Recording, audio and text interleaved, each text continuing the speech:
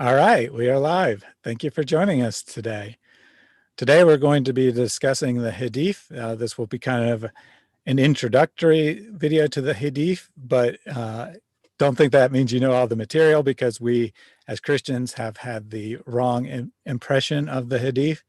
We're going to be looking at how Muslims judge the reliability, which is not the same way that Christians would, and what this implications this has for, how they view the Bible and how they should view the Quran, but do not hold it to the same standards.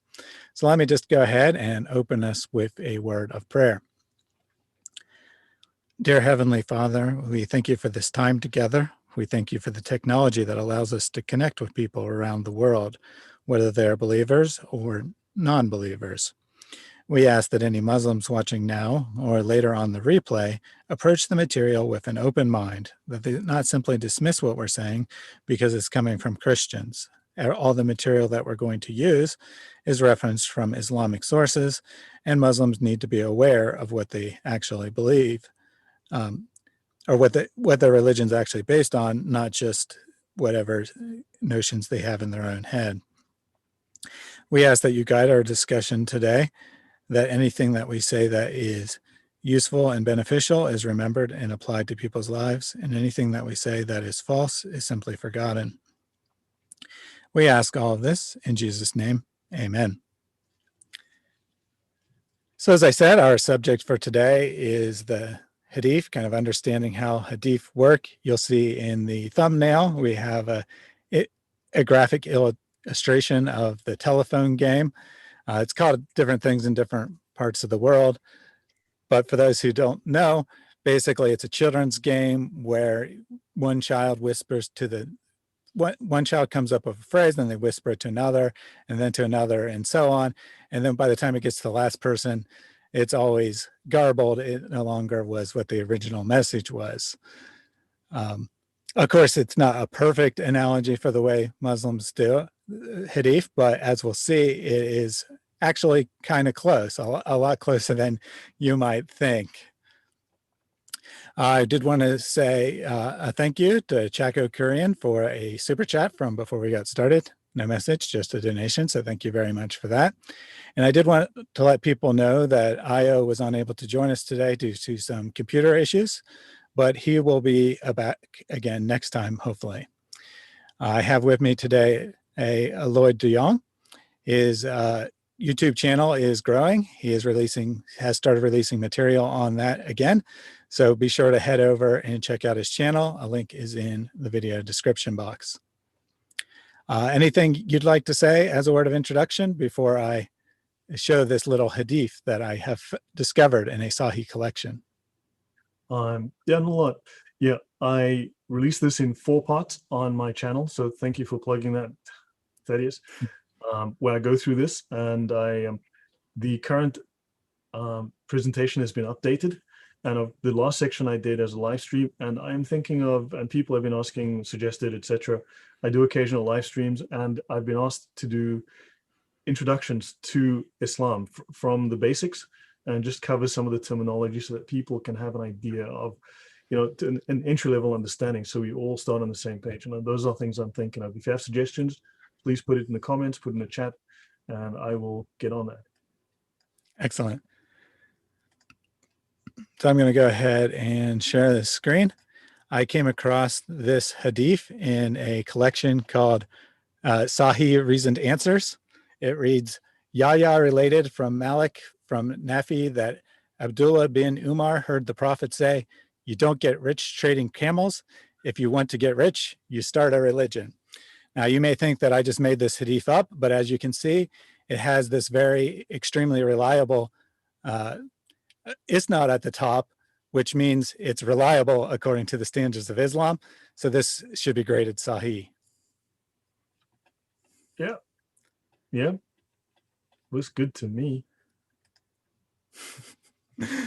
Of course, I'm just playing a game here. It's obviously, I just made this up myself, but you can see that the chain doesn't actually add anything to reliability. The chain can be made up just as easily as the Hadith itself.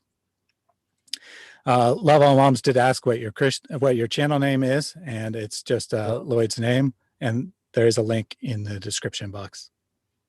Yeah, I will drop it in the comment in the chat now as well.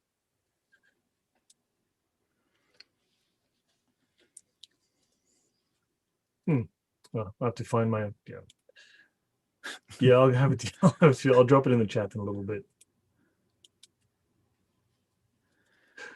Yeah. So if you want to, I have enabled screen sharing, so you can load up the presentation whenever you like. There, it worked. Oh my gosh! Finally, I made a wrong mistake. That is the link to my channel, youtube.com/Lloyd de Jongh. I just run it under my name. When I was living in the Middle East, I couldn't do that. Yeah, that would have got me in jail. Yeah, so let me start sharing. This would be here, and I share screen 2. And here we go.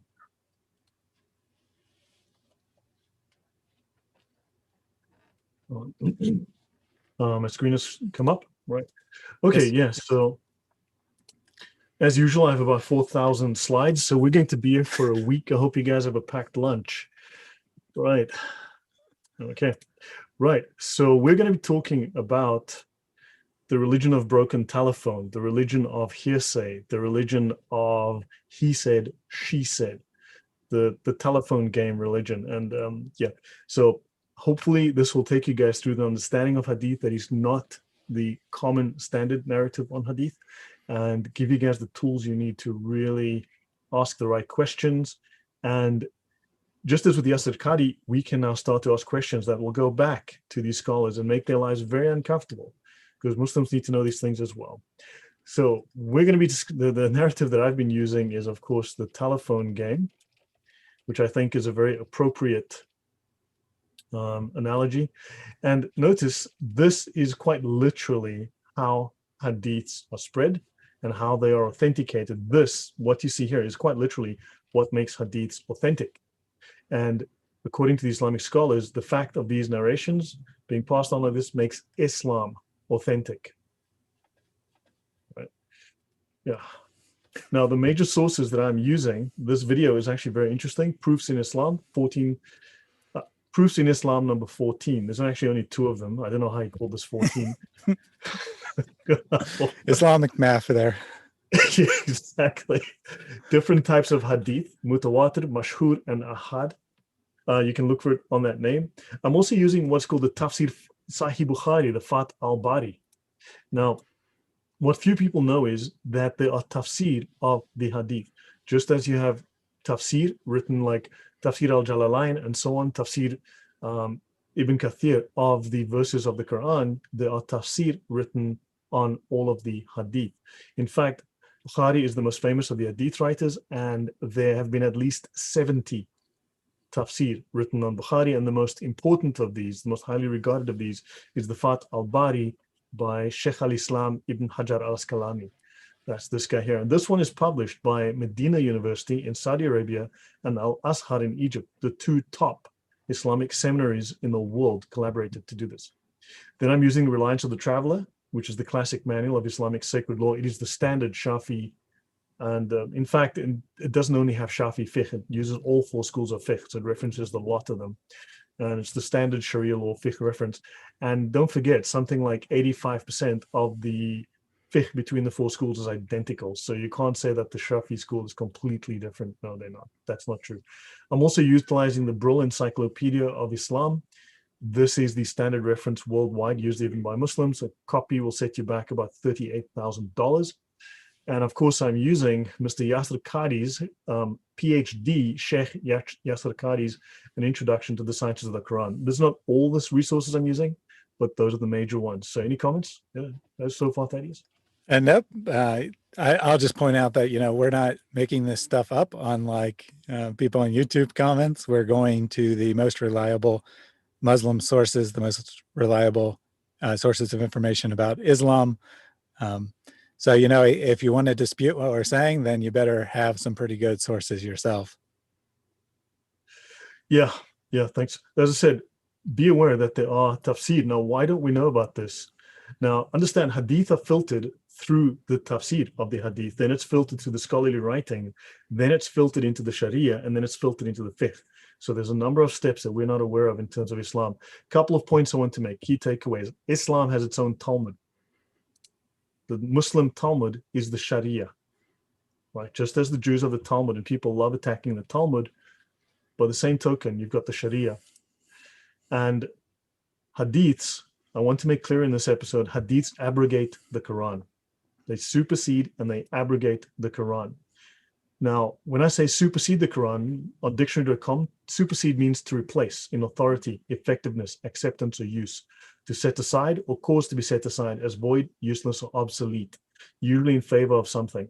Now, we don't have to necessarily take as much of an extreme stance there, but these certainly will supersede, and I will show you that.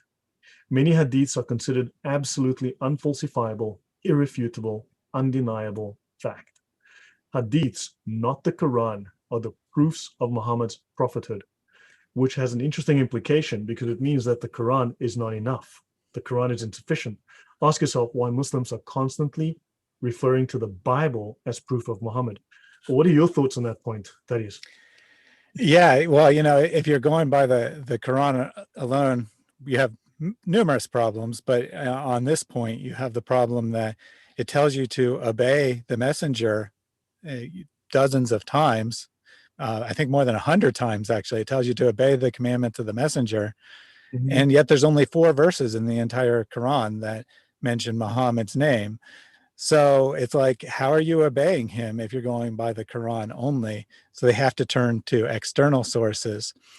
Furthermore, they don't have enough confidence in the reliability of the Quran or the Hadith to prove that their case. So they have to go to the Bible and say, well, according to your Bible, we're following the same God. According to your Bible, Muhammad's a prophet. And of course, it's utter nonsense. It's a total twisting of the Bible, but it just shows how little confidence they have in Islam.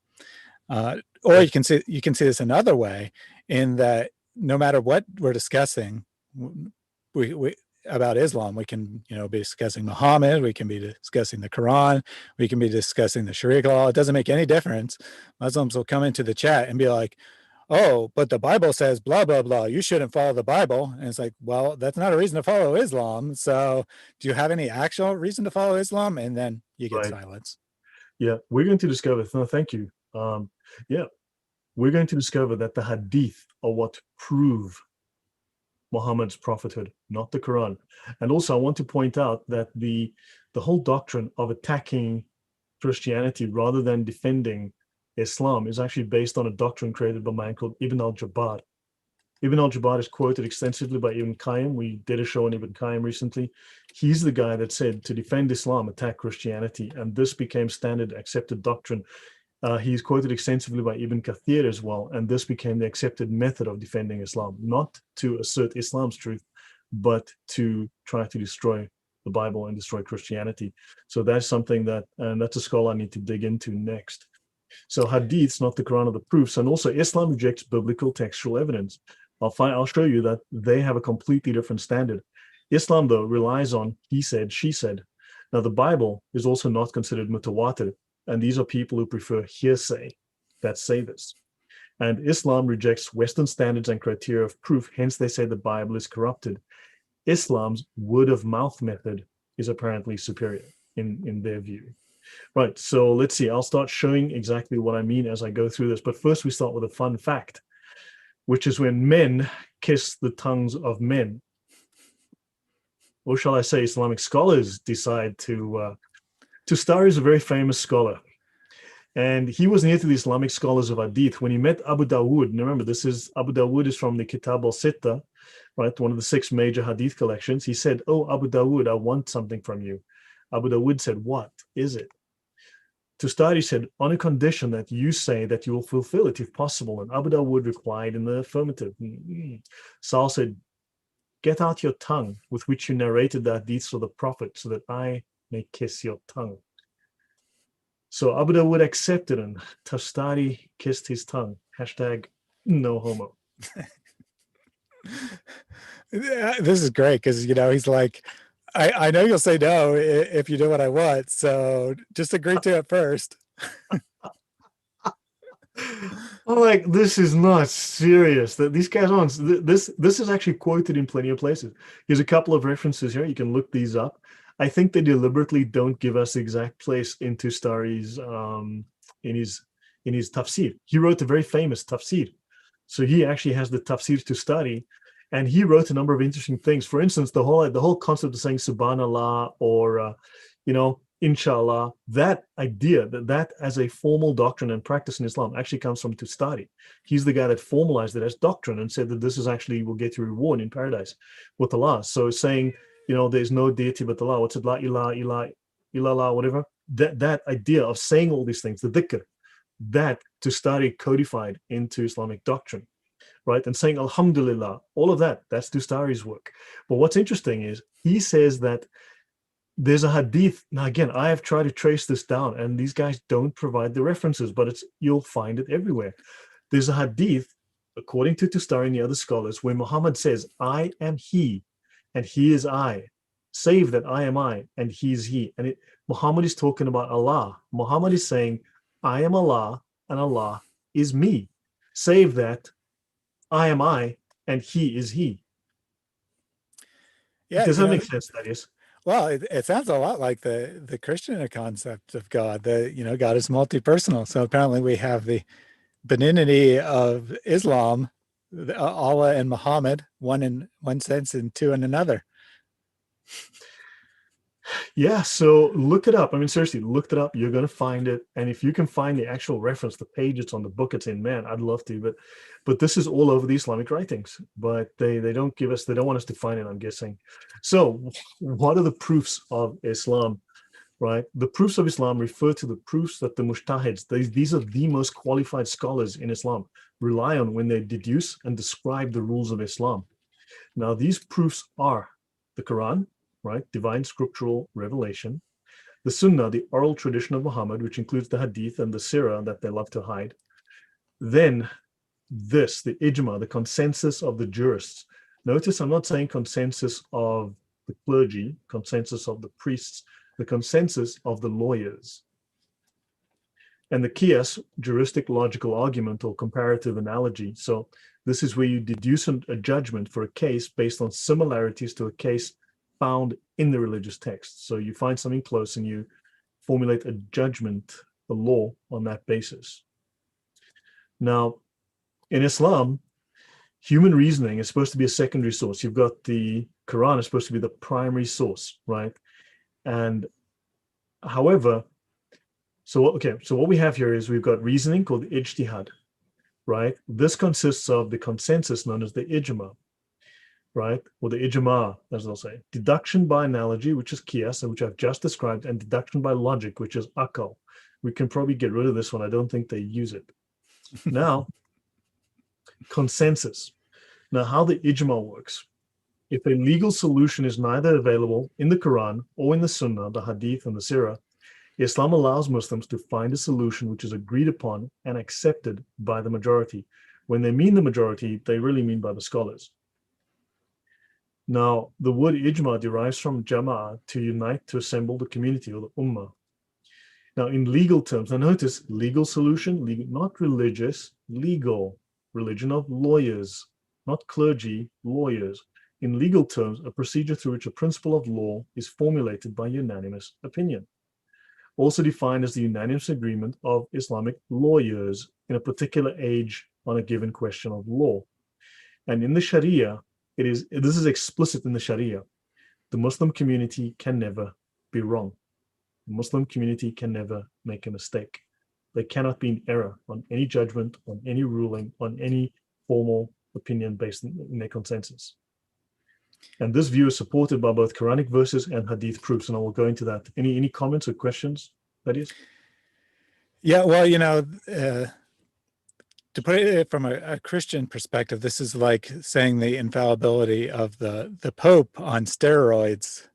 It's like any jurist, as long as they agree with the other jurists, is infallible. You can't make any mistakes whatsoever.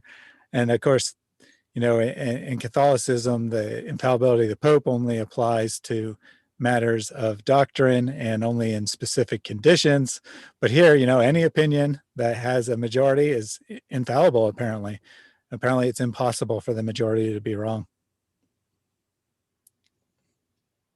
Yeah, sorry, you broke up there for me for just a moment, but yeah, they're totally infallible, and I mean that's a crazy claim to make.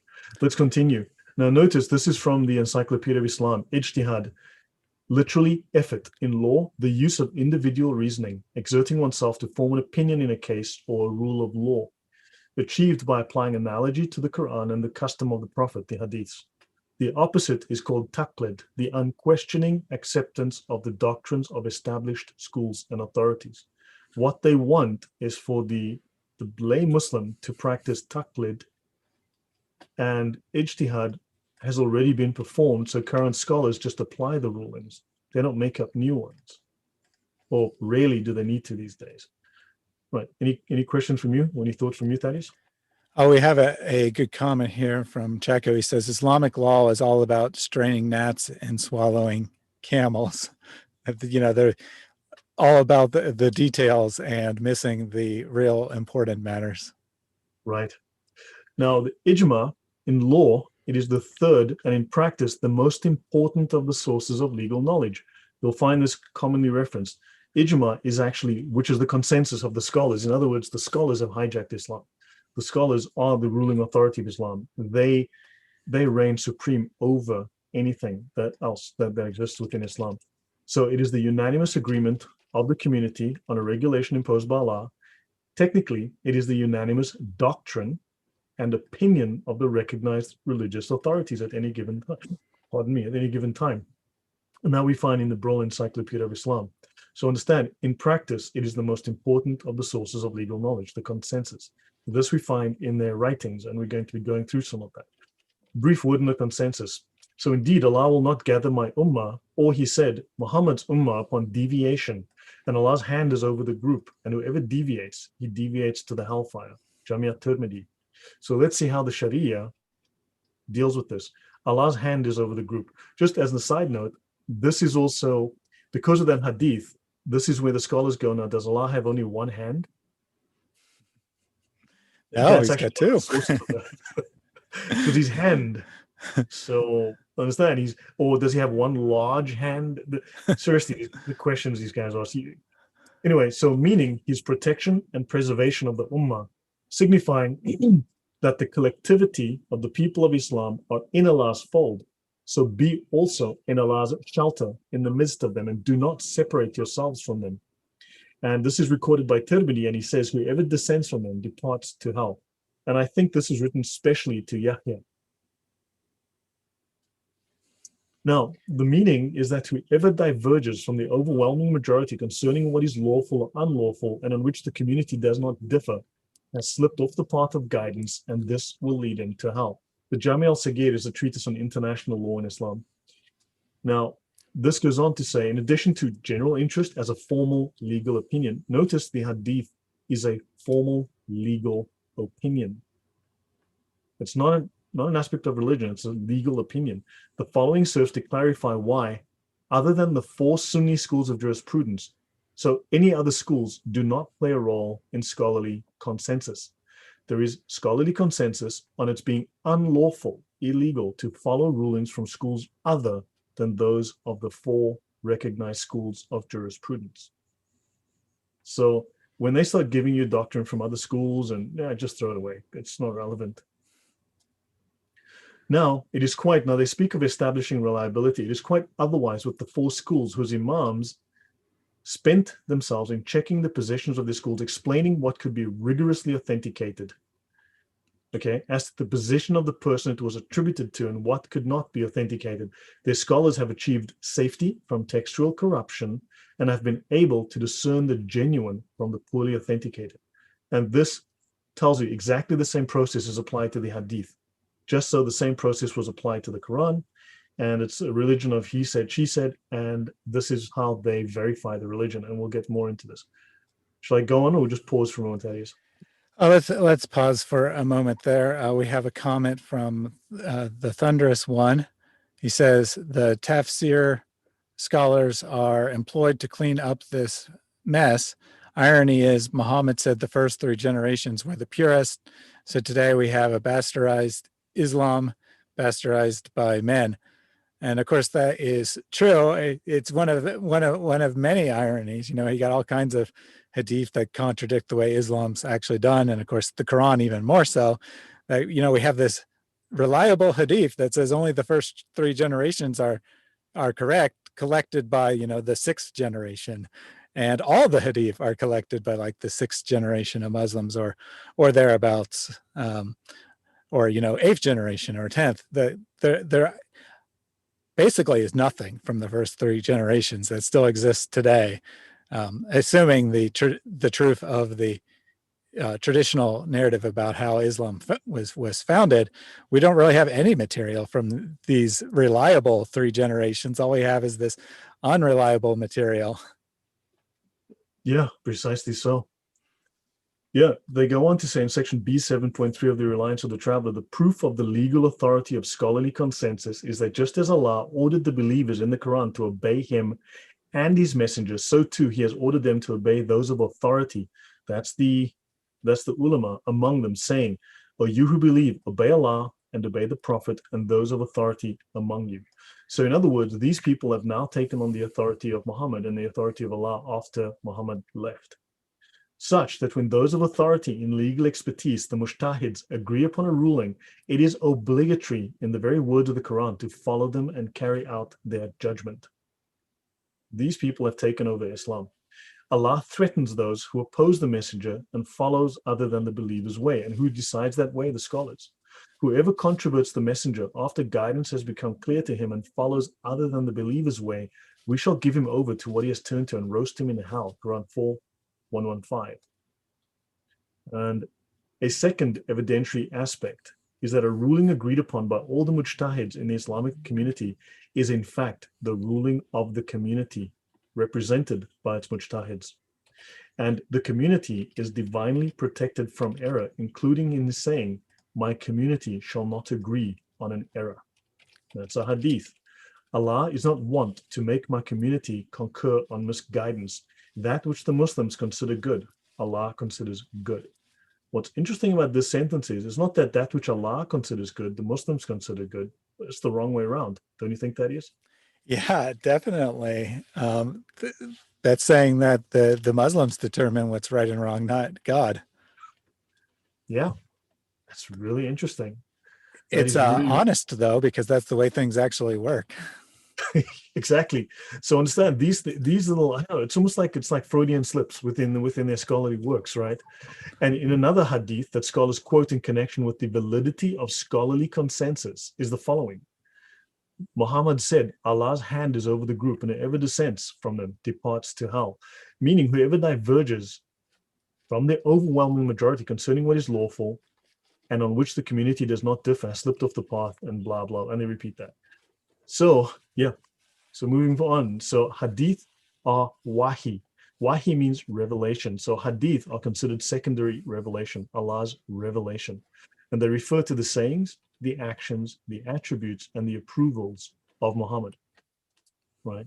Now, these are their arguments, not mine. I'm just going to be phrasing back their own arguments. Some Muslims claim that one should reject all hadith because they're not as reliable as the Quran and adhere to the Quran alone. But there are issues with that approach as well. However, in the Quran itself, Muslims are ordered to follow the Prophet in approximately 100 verses. Right? There's numerous verses that tell them. And you've just seen from the Sharia, and the Sharia is the final interpretation of the Quran. And we've just seen that they are expected to follow the Prophet and, of course, the successors of the Prophet. It is not acceptable to say that we are ordered to follow the Prophet when they have no way of knowing how to follow him. As Thadia said, Muhammad's only mentioned in 4 verses. Jesus is mentioned in like 89. So is the Quran about Jesus or is the Quran about Muhammad? 4 verses 90, 4 verses 90. I don't know. I'm bad at maths, Thaddeus. How about you? Yeah, a tough one to figure out there. I guess I'll just have to remain a mystery. I guess so. So, of course, we don't know anything about Muhammad from the Quran. So where we find him is in the Hadith and, of course, in the Sirah. It is not acceptable to say that it was an obligation upon the companions to follow the Prophet, but not those that came after. So they're saying, no, look, Anyway, these are their arguments, these are their points. So the word hadith can refer to the sayings and actions of a companion of Muhammad. Generally, it is used in the context of what is attributed to Muhammad. These are his sayings, actions, attributes, approvals, also his disapprovals, and both implicit and explicit, things that he didn't do, things that he didn't allow, things that were not done. So it's not just what he did and didn't do, it's also what's implicit. So those also count. And hadith now generally consists of two parts. We have the sanad, the plural isnad, which is the chain. This is the names of people. So the isnad or the sanad is the names of people. These are the narrators who told the hadith. And you have the matan, the text of what was reportedly said or what reportedly happened. Hold these apart in your mind. These are two separate elements that they will work with. Any questions before I'll pause here? We do have a comment from Diane. Every time I hear scholars talk about the Quran and Hadith, I think of Shakespeare's, "Oh, what a tangled web we weave when first we practice to deceive." And as we're going to see, the criteria they use to evaluate the so-called reliability of them are designed to allow them to reach the conclusions they want to reach, not an actual inquiry into what is true and not. Yeah, Checker Curran asked a good question, how they deal with situations where Muslims disagree. Yeah, let's leave that for the end. But generally speaking, they do agree. You can understand that you can recognize a Muslim. You don't look at them and go, oh, those are Mormons. You don't make that mistake. Clearly, they agree on enough. So the fact that some hadith narrations are unreliable does not mean that all narrations are unreliable. Scholars of hadith apparently analyze the sanad and the matan of hadith to determine reliability. For example, if these are their arguments, right, not mine. For example, if one of the narrators in the chain was known to be a liar, or if there were contradictory statements in the matan, the text of a particular narration, the scholars would know this narration is unreliable. Now, understand that Islam is the religion of word of mouth. Word of mouth literally underpins Islam because the Quran wasn't definitive enough. They are very insecure about the Quran, in fact. So Imam Abdullah ibn Mubarak said, the isnad is a part of our religion. So the chain of transmission is a part of our transmission. Without the sanad, anyone could say whatever he wished. Imam Muhammad ibn Sirin said, this knowledge is religion. So the sanad is religion. So look thoroughly into the one from whom you take your religion. And Imam Muslim says this, repeats this quote in the introduction to his As-Sahih. Your comments on that is? Yeah, I mean, well, in principle, the criteria that they've laid out sound reasonable, but the problem is going to be that all you really have is the one person who wrote it down. You have Imam Muslim or Imam Bukhari, and that's really all we actually have as evidence. And of course, they came 200 plus years after Muhammad. The chain adds nothing. All you really have is the witness of Bukhari, that he determined this was reliable, and that's it. We have no access to all the people who supposedly narrated it. They didn't leave any writings behind. Yeah, I miss this call super. Now, what's interesting is we'll get to this in the end, but Bukhari provided no hint as to what criteria he used. So the scholars don't know. They've had to guess, they've had to infer. So now, about the chain of narration, they claim that you cannot defend yourself when challenged, but you can have. So this chain is proof of authenticity of this story. So this story in the Hadith, this is proof because we know who said it for 200 years. Like, sure you do. So summary, the Sanad preserves and protects Islam. This is their doctrine. Sanad protects and preserves Islam. Now, they function as references. Give me a reference to prove this. Well, yeah, it was said by John, who heard it from James, who heard it from Jill, who heard it from Anne, who heard it from Clive, who heard it from Mark, who heard it from what? Yeah, that sounds legit. That sounds legit. What if the story was bogus to begin with? Sure, they accurately transmitted the story, but it's a bogus story. Yeah, exactly. If you're just talking to a friend and they said they heard it from someone, you'd probably say, okay, I know who it's from, but if they said they heard it from someone who heard it from someone else, just that far even, you'd probably be like, yeah, I'm not going to really believe this story. It's too far removed from the original already. And, with the Hadith, you're talking about doing that 8 more times. Exactly. Now understand, they say that having a chain means you're not following blindly, nor are you leading others astray. If you have a chain, you are relying on authority. So this is why Muslims constantly refer to consult a scholar, refer to it. That's why they respect authority, because their authorities respect the authority before them. We respect the authority before them, and so on up the chain, because it comes from Muhammad, then to his companions, then to someone they told, who told someone else, who told someone else, who told someone else, who told someone else, who told someone else. And they're just carrying this torch, and that's their idea of a reference, is the authority of the person who said it before they knew it. So now, broken telephone literally is the telephone game, is how hadiths are transmitted. So in addition to the reliability of the Thaddeus, this Imam al-Jabbar, who was the 18th in the chain of transmission for that hadith, was he a nice guy? I guess. Yeah. I heard that he's very reliable. But let me check the content of the hadith to make sure that I want to make him reliable. Because if I don't like the content of this hadith, I can just say he's not reliable. And then I heard he helped little old ladies across the street. So that makes this hadith sahih. Oh, okay. I'll take your word for it. I mean, word of mouth is always better than actual evidence, right? And this quite literally is how hadith are graded. I'm not kidding. I wish I were kidding, but this is quite literally how it's done. So scholars also look at the number of routes of transmission for a particular narration. So you told it, you 10 people saw it, and they went off 10 people and they told a bunch of people. So you got 10 chains, right? Hadith are classified based on routes of transmission. You have mutawatir, which means uninterrupted. You have multiple chains of narration. You have mashhur, and you have ahad, which has a relatively small number of transmitters. So in summary, the more chains of transmission, the greater reliability of being true you have. And there are multiple other intermediary types like mustafid, which I hadn't heard of until I started looking into this. Now, let's start looking at mutawatir before we get involved in the rest. Mutawatir, uninterrupted, multiple chain, multiple evidence hadiths. Now, mutawatir hadiths, you must understand, these things are powerful in Islam. These things are, the weight they carry. There are certain assumptions attached to them. There are so many transmitters that there could be no collusion. Now, the question is, why would they have to say, well, there could be no collusion? Why would they have to, methinks thou dost protest too much already. 2, that all the transmitters are known to be reliable. Because, as you know, records were so detailed back in 7th century Arabia. The transmitters are not under compulsion to lie. These are the assumptions that are carried with mutawatir. There could be no collusion. It's 100% reliability, and there is no compulsion to lie. And here is the ruling. This is the doctrine, the official Islamic doctrine on a mutawatir narration.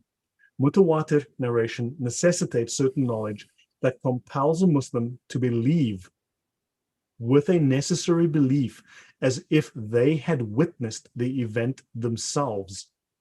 They need to believe what they are told as if they were there and witnessed it themselves. That is their level of how much they must believe this.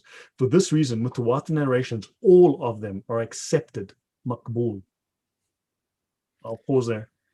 Yeah, well, again, these are principles that make sense on the surface level, but when you really dig into them, they don't actually add anything.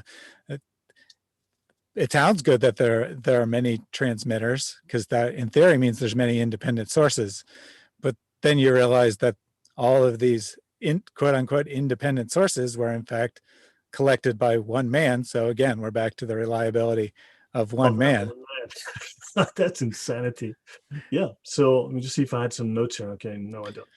So there's multiple books. I have references for that slide if people want them afterwards. A mutawatir hadith is narrated from Muhammad by a large group of companions who witnessed the event. They then told it to a large group of people who told it to a large group, who then told it to another large group, and so on until today.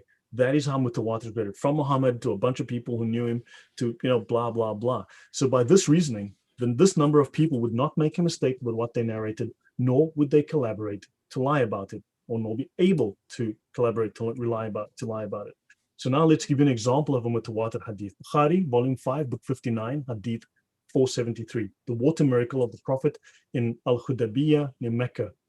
And remember, this hadith is rock solid fact. It is not conjecture. It is 100% true. There is no denying it. Narrated Salim, Jabir said, on the day of Al-Hudaybiyah, the people felt thirsty and Allah's messenger had a utensil. He had like a cup or a small bowl. He performed ablution from it. The typo was in the original. And then the people came towards him. Allah's apostle said, what is wrong with you? The people said, oh, Allah's messenger, we haven't got water to perform ablution with or to drink except what you have in your cup or bowl. So the Prophet put his hand in the utensil and the water started spouting out between his fingers like springs. So we drank and we performed ablution. In some narrations, this cup is too small for him to spread his hands. So he has to put his fingers together to put it in the cup. I said to Jabir, what was your number on that day? He replied, even if we had been 100,000, that water would have been sufficient for us. Anyhow, we were 1,500. 1,500 people basically took a shower from a cup. Yeah. I mean, that sounds pretty miraculous, but you said this was completely reliable, but I have a problem because the Quran says that Muhammad never worked any miracles. So are you telling me that the Quran is not reliable? Are you calling Allah a liar? Dude, so yeah, understand the scholars, the hadith basically trample all over the Quran. I've been saying this for a while. I mean, I've been blunt about it. I've been saying it for a while, and I'm trying to say it nicely now so it sounds more scholarly, but but yeah, hopefully that will start to become clear. So let's look at this Mutawatir Hadith, the water miracle of the Prophet. Now, the grade of Mutawatir means that this Hadith is definitively confirmed. There is no doubt. It cannot be false. It cannot be a lie, and it cannot be incorrect. I'll leave you, please post your comments. What do you think? What do you guys think? Yeah, I mean, this is pretty crazy. Of course, this is the most reliable possible grade, and yet it contradicts the Quran. I guess that Allah decided to abrogate that part of the Quran where he said that he would never give Muhammad a sign because people wouldn't believe it anyway. I guess he changed his mind. Yeah, no. So moving on. Now, this is repeated multiple times that I found. Okay, these are 8 more occasions. Now, for instance, so I'll read this one. So you've got Bukhari, volume 1, book 4, hadith 199, 769, 543, 456, 772. I've got 3 more here, plus I've got Sahih Muslim, book 30, hadith 5656. I'll read a random one that I grabbed. I was actually trying to grab a different one, but I closed the tab by accident, so I took the next one. Narrated Anas, a bowl of water was brought to the Prophet while he was at Azara. He placed his hand in it, and the water started flowing among his fingers. All the people performed ablution with that water. Qatada asked Anas, how many people were you? Anas replied, 300, or nearly 300. Now, we have 8 more either repetitions of the same event or 8 more occasions of the same kind of event. So wait a second here. This hadith, which is 100% completely reliable, unquestionable, says there was 300 people. But the first one you read me said there was 1,500 people. That's a pretty substantial difference there. If these were 2 gospel accounts, that would be proof that the Bible's corrupt, would it not? Yet somehow this is Islam. I've got you. This is Thaddeus. I'm sorry. This is Islam. This is Islam. I'm gonna have to school you on this. Because they're going to put you to right pretty soon. They're going to explain that you just don't understand, that is. All right, I'll wait and see. So yeah, so either we've got this happening 8 more times, or we've got the same event described in 8 different ways, right? So let's move on. So now this term tawatur means well attested, okay? This is a very important term. This is 2 categorizations of Mutawatir Hadith. So they've got 2 categories. Look, there's probably 1 billion of them if you read through it, holy moly. But I'm hoping we finish in under 3 weeks. So I'm just trying to summarize everything here.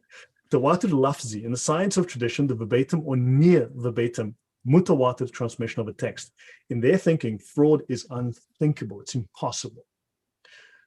Now, tawatur lafzi is distinguished from tawatur man'awi, transmission according to the gist or salient feature, one important, specific, outstanding feature of a given text. Tawatur Manawi outnumber verbatim lafzi hadith. Narrators do not necessarily have to be trustworthy, upright, adl, as they say, nor do they have to be Muslims. And they say that even a liar may occasionally speak the truth. Conversely, a trustworthy person may lie, repeat a lie unknowingly, or he may be mistaken. Fine. Now, for example, can we confirm that Japan exists even if we've never been to Japan? Well, yes, we can, because you heard someone say, I went to Japan on holiday, and they told you about their holiday, what they ate. Another person went there on holiday and they went up Mount Fuji and they tell you about Mount Fuji. Another person went on business. Another person got sick and tells you about the hospital. What is consistent is Japan. What is inconsistent is the description. So even though the descriptions are completely varied, you can confirm that Japan exists, right? So that is, and that's Tawatur Manawi. You've got consistency of a salient feature. You don't have verbatim repetition of the same phrase, right? Now, news conveyed in a mutawatir manner is known with certainty and cannot be wrong. Their words, not mine. It is in this way that some of the miracles of the Prophet were conveyed to Muslims today, and thus hadith are considered a definitive proof for his prophethood. I thought the Quran was enough, but apparently not. So again, there are two types of mutawatir, manawi and lafzi. Right, so tawatur referring to the meaning of a narration only, which is manawi, right? Or to both its meaning and its words, that's lafzi. The wording of some hadith may not be, so the wording of some hadith may not be mutawatir, even though the meaning is mutawatir. Right? Does that make sense so far, Thaddeus? I'll pause there. Yeah, I mean, I'll let you finish before I compare this to the Gospels, but I mean, these are actually quite reasonable criteria. The problem is that Muslims don't actually apply them. So in these cases, there's a meaning that is common between different narrations. The different narrations support each other. So the multiplicity of these different chains of transmission support each other, and therefore we can confirm Japan exists. Therefore, we can confirm Muhammad had liters and liters of water coming out of his fingers. So the existence of Japan is mutawatir. It is mutawatir manawi. So each person describes and gives evidence in a different way, be it holiday, business, family, whether got sick, etc. Commonality is Japan. I'll pause there then. Yeah, so, this idea that different details can still, you can tell two versions of a story and have different details and they both be reliable is a perfectly reasonable conclusion to reach. Unfortunately, when Muslims look at the Bible, somehow they don't understand that. When they look at the Hadith, they understand it. When they look at the Bible and they see that one resurrection account has two angels at the tomb and one just says an angel, they're like, oh, that's a contradiction. You can't have two angels and one angel at the same time. This is, have 300 people and 1,500 people at the same time. Right, and of course, it's much more natural just to say there was an angel there, and not when there was many, than to say there was 300 when there was actually 1,500.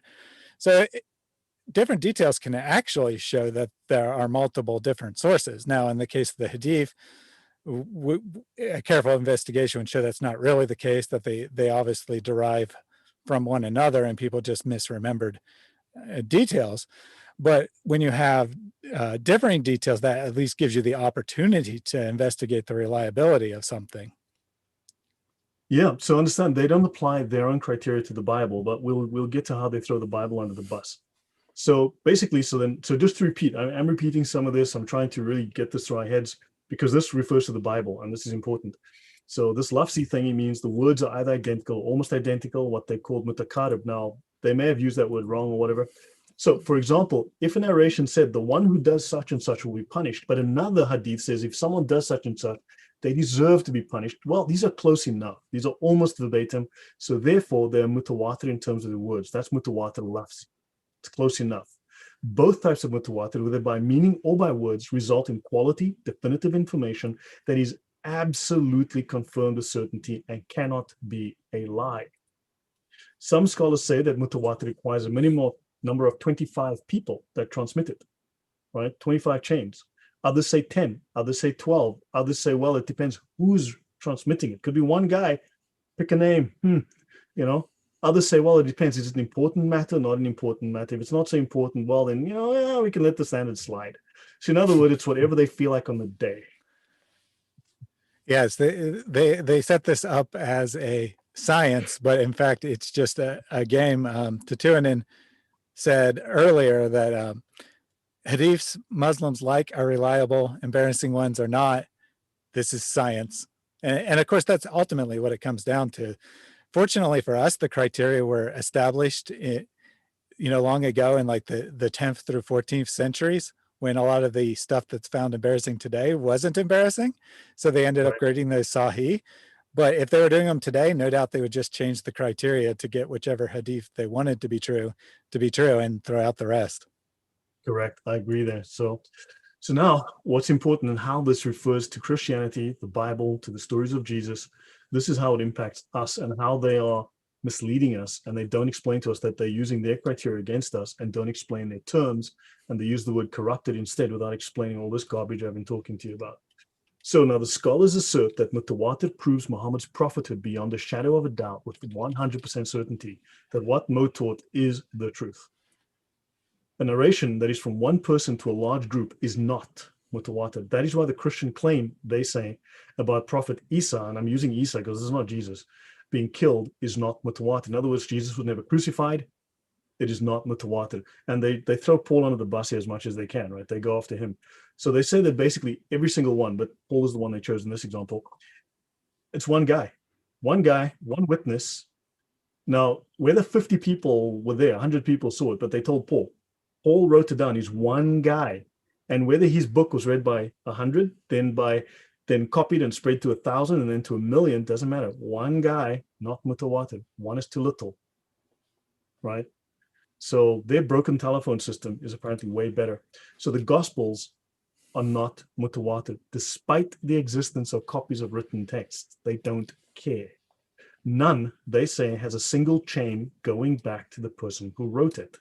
And furthermore, none of those has a chain from the author to Jesus, right? To confirm what is claimed, because they've got Allah to Mo, no, Allah to Jibril, Jibril to Mo to a bunch of people.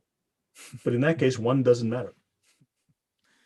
Yeah, I mean, this is just so crazy because it's like, here's the isnad for the Gospel of Matthew. Oh, well, that's not reliable. There's no chain going back to Matthew. He can't write it down himself. You got to pass it through 6 generations orally, then write it down. Then it's reliable. And Matthew doesn't have 12 chains going back to Jesus directly. Yeah, I mean, he just wrote about what he saw himself. I mean, that can't possibly be reliable. We need to pass it around the gossip circle for a couple hundred years. Then we can know it's reliable.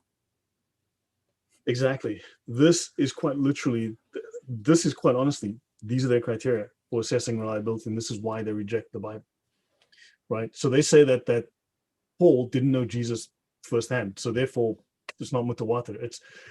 They don't exactly explicitly say what grade they assign it, but the thing is, it's probably matruk, which is rejected, or it is maudu, fabricated, false. Now here's the thing: if the Bible and the Gospels are false, are fabricated, how are they in the very next breath going, but your Bible proves Muhammad?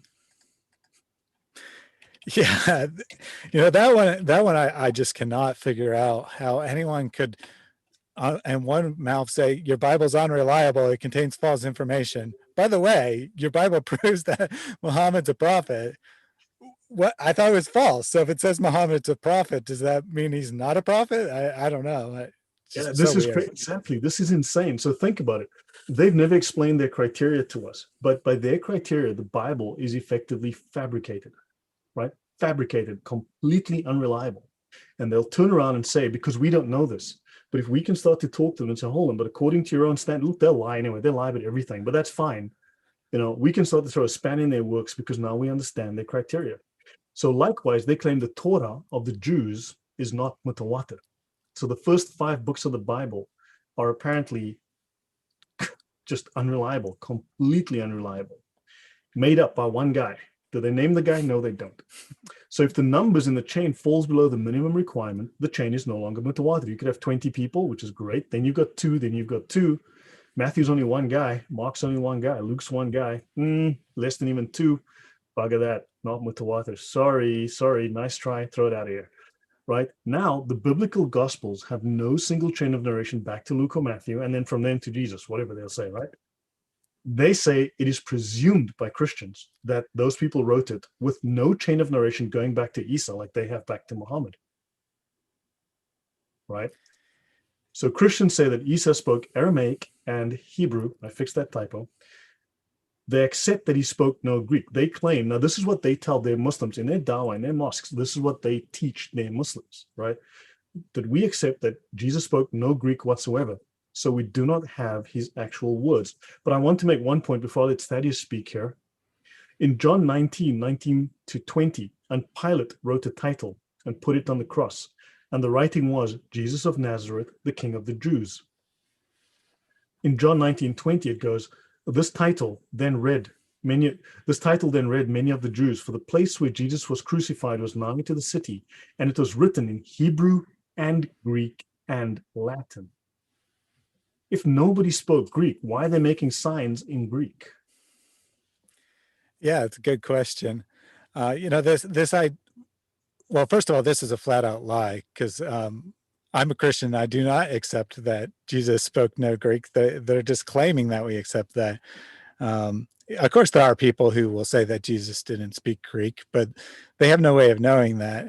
And in the scholarly circles, it's a topic that there's some debate about, but there's good solid evidence that the vast majority of people who lived in that region at that time did in fact speak Greek.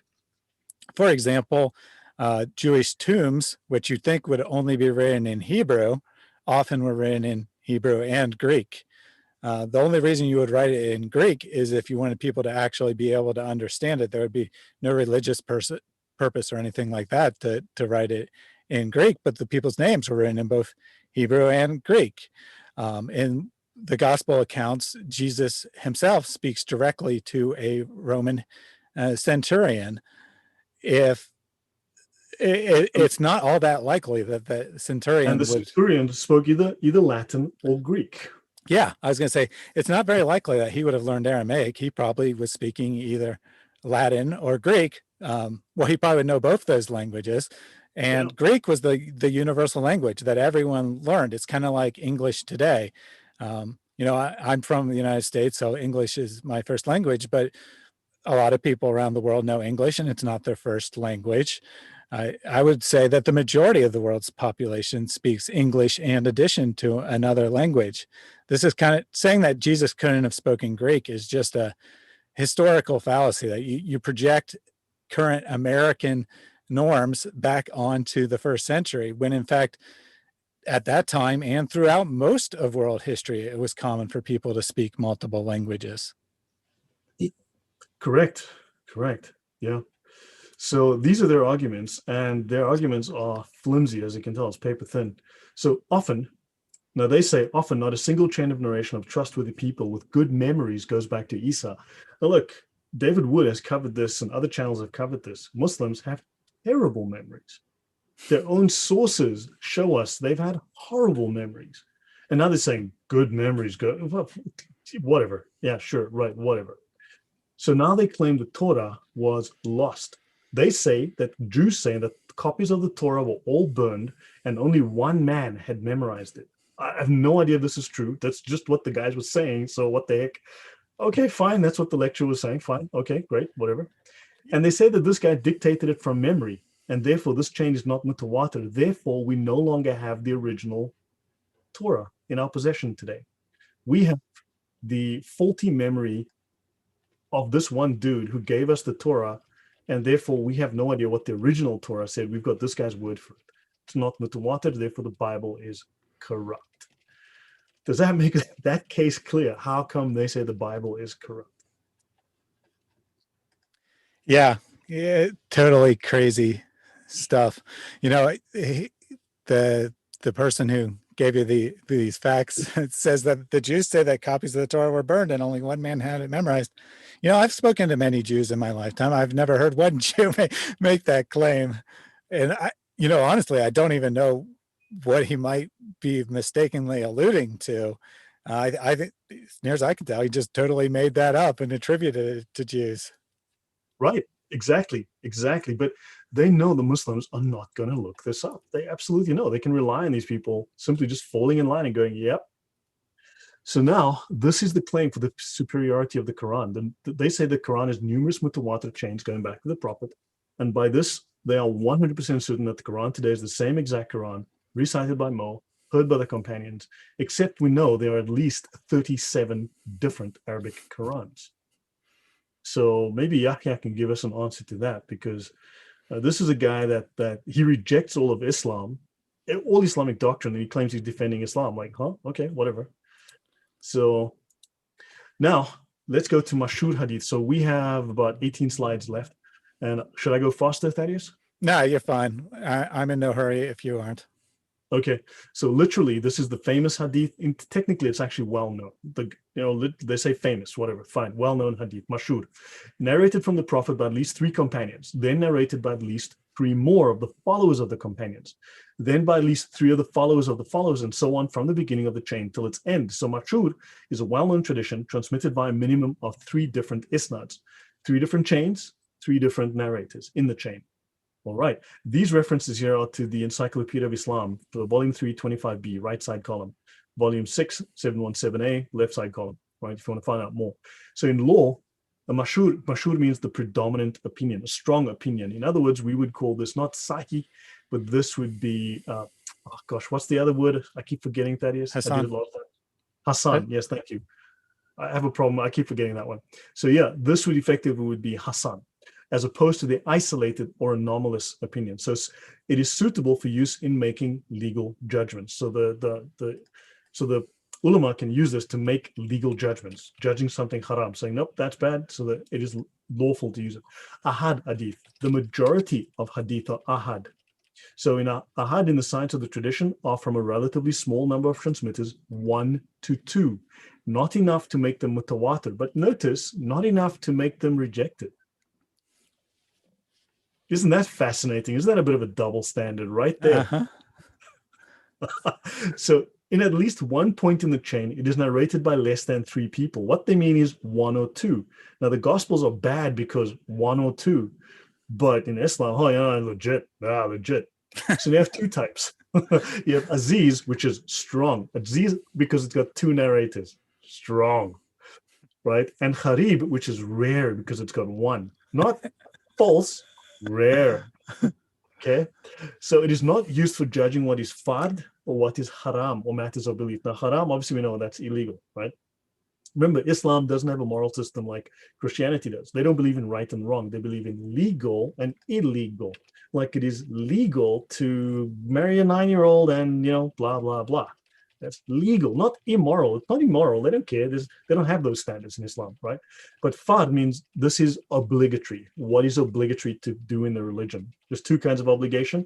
Fard kifaya, fard al-ain. Fard al-ain means personal obligation or universal obligation, like saying the 5 daily prayers. That's something you must do. Every Muslim is responsible for that.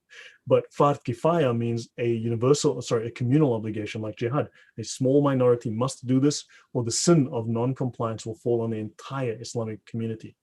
Right. And please ask this idiot by the name of Islam defender Yahya to please provide us Sharia citations from the fiqh.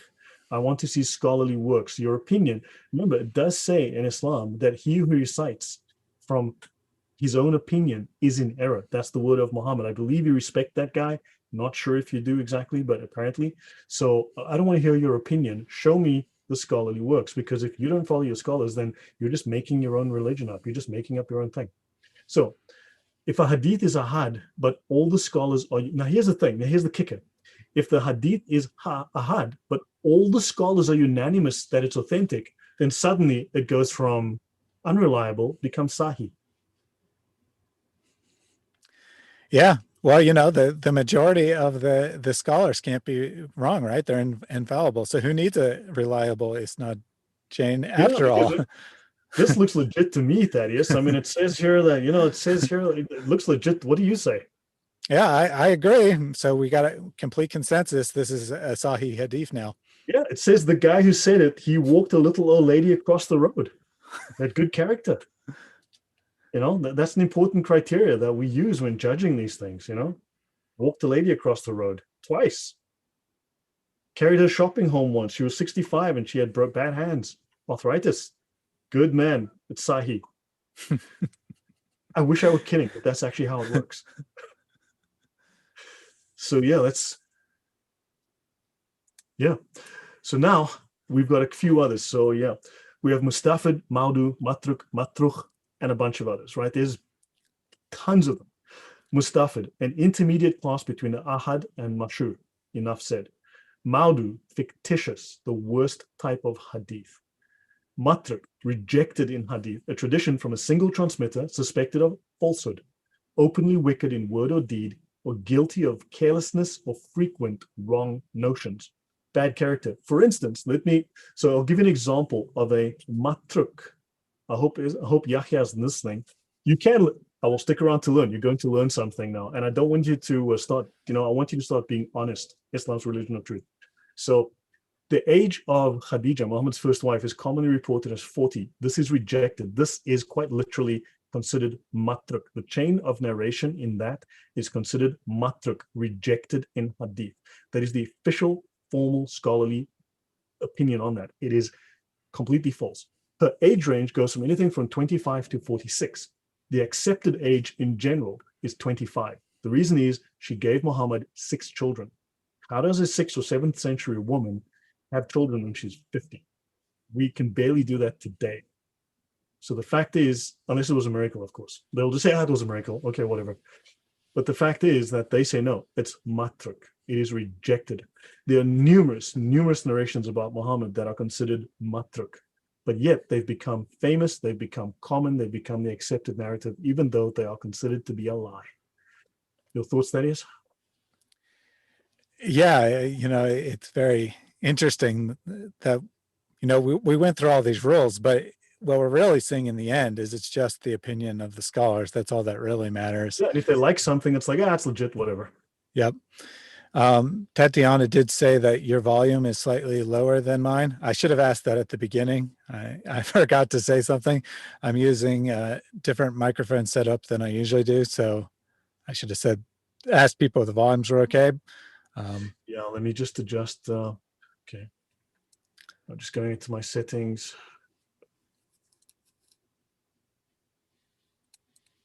Yeah, my levels are low. She's right. My levels dropped for some reason.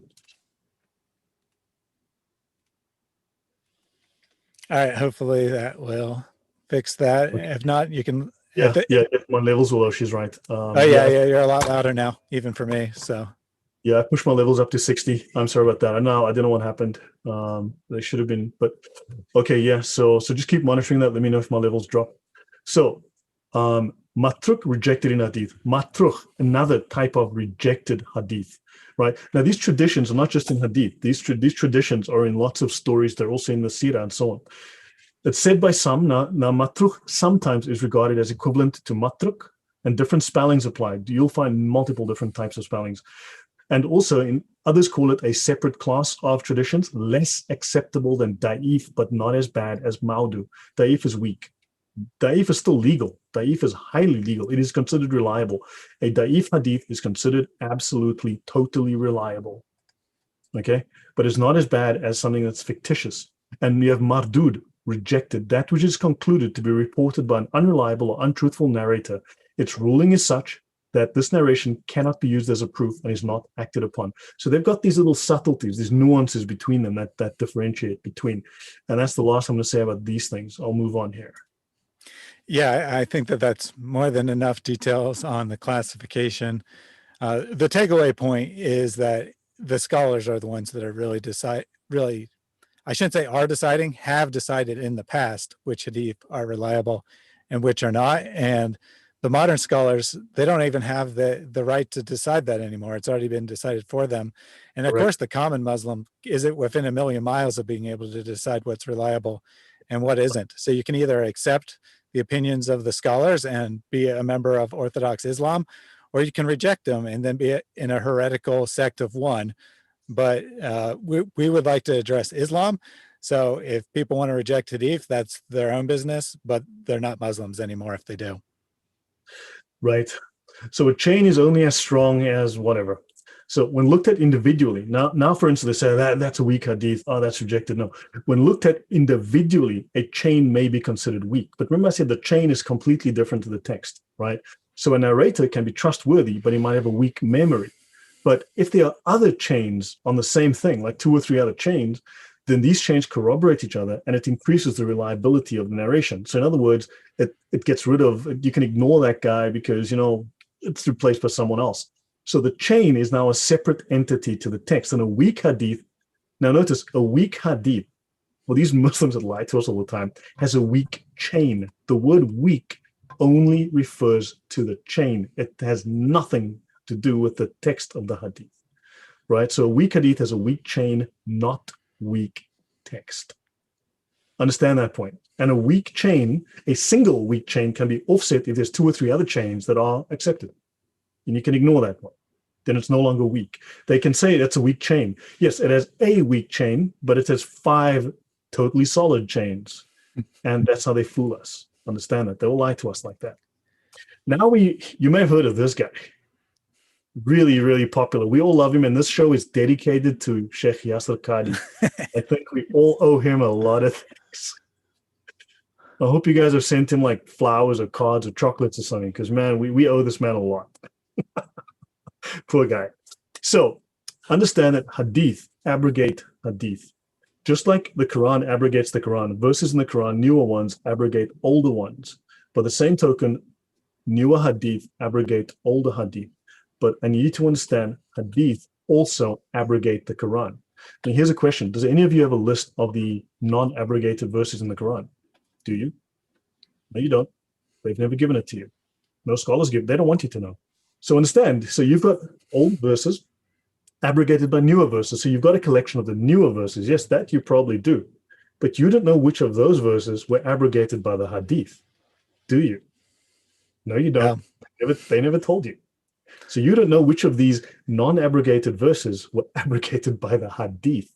And you don't know which of those hadith were abrogated by other hadith. Do you? No, you don't. That's the scholars know. That's their little secret. And that's how they lie to us and fool us. So this is an introduction to the sciences. But before you go to the material from Qadi, there's a couple comments from the chat I wanted to address. First from Wooter, super chat. So thank you very much for that.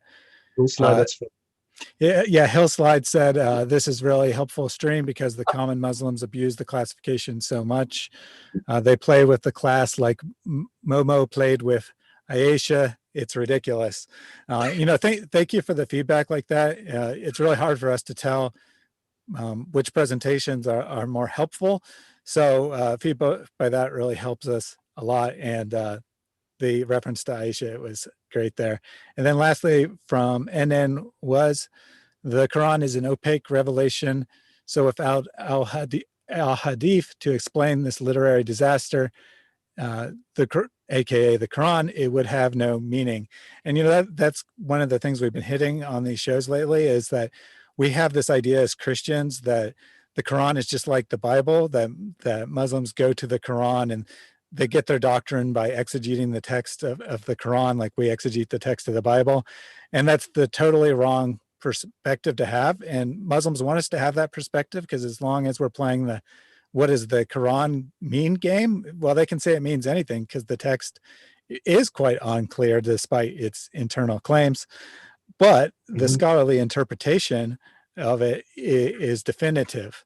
It's the common Muslim is not allowed to interpret the Quran for themselves. They have to listen to their teachers, hear what they say, memorize it, regurgitate it, and obey. And that's the extent of learning in Islam. Yeah. So what I explained to you is serious. This is real. Verses in the Quran abrogate verses in the Quran. And then those verses are then subsequently later abrogated by hadith. And then those hadith are abrogated by hadith, because as the understanding or the desire changed, they altered all these things. So you don't know. You don't have that list. I don't have that list. What I do have is the scholarly texts and the Sharia and the fiqh. These are where their final interpretations, their final opinions all coalesce. That's what we can find. Yahya is here to cause confusion, like all of these. Quran is never like the Bible. Yeah, exactly. The Quran makes no sense. Quran was written by aliens, ancient aliens, dude. Well, you know, he actually just agreed with me. I said we mistakenly treat the Quran like it's the Bible. Exactly. But you treat the Bible or the Quran quite differently than we treat the Bible. We treat the Bible as the final authority, and you treat your scholars as the final authority. Yeah. So now what I'll do is I'm just going to be very brief about this, but Allah has the right to abrogate any command that originated from him, either in the Quran or through the tongue of his prophet. Now, where do we find the words of Muhammad? Can you tell me, Thaddeus? I think it's the Quran, right? Isn't that the eternal word of Muhammad? Oh man, now I'm confused. Can the chat section? No, I think it's the Hadith. Yeah. So in other words, anything Muhammad say can abrogate anything Allah said. Okay, and this is from this PhD. Yahya, can you give us a link to your PhD certificate in the chat so we can look it up, please? Can you just drop a link so we can check your PhD? So this PhD in Islam here, in Islamic studies, one of the most famous Islamic scholars in the world, he tells us this, right? Moving on. So he says there are 4 logical scenarios considering what they call nasik and mansuk, or nask. Nasik is the abrogating and mansuk is the abrogated. Now, don't forget, when an imam studies Islam, when an imam goes to do his 5 or 7 year course on Islam, he has to learn. One of his obligations is he studies the nasik and the mansuk. He has to study abrogation to know what is abrogated, to know what it's replaced by, right? So he says the 4 scenarios of abrogation are the Quran abrogating the Quran abrogating the Sunnah abrogating the Quran. I think that's pretty clear there. The Sunnah abrogating the Quran. And he goes on to say, a Mutawatir Hadith abrogating the Quran. I think that's pretty clear. Mm-hmm. And then he says the Sunnah abrogating the Sunnah. So in other words, the Quran can cancel something that came before in the Quran. And then, of course, the Sunnah can then abrogate the Quran. And then a Mutawatir Hadith can then also abrogate the Quran. And then the Hadith can then abrogate the Hadith to make a change. But of course, Yahya is going to tell us that he's not a real Muslim. You know, yeah. You know, they'll throw anyone under the bus in the YouTube comment section. The other day, the Muslims in the comments were telling you that the so-called most reliable Muslim scholar in history wasn't actually a Muslim, that he was just a pretender or whatever. But we did a show a while ago on abrogation, so I would definitely say to check that out as well. But the takeaway here is that anything can abrogate anything. Basically, abrogation is just an excuse to remove anything contradictory, and the scholars determine which one is correct, not Allah. Right. So now the scholars tell us straight up, abrogation fixed Muhammad's mistakes. The scholars will flat out tell you Muhammad made mistakes, and Allah had to abrogate to fix the stupid mistakes that Muhammad had because of his bad memory or his misapplication of doctrine. Okay, now this is Imam Hamid al-Ghazali. This is the Maimonides of Islam. Just like Joseph Maimonides is the prime Jewish scholar of the Talmud and so on, this man is the prime scholar. He is the Maimonides of Islam. I want you guys to understand. They copied the Talmud. Really, the Sharia is the Muslim Talmud.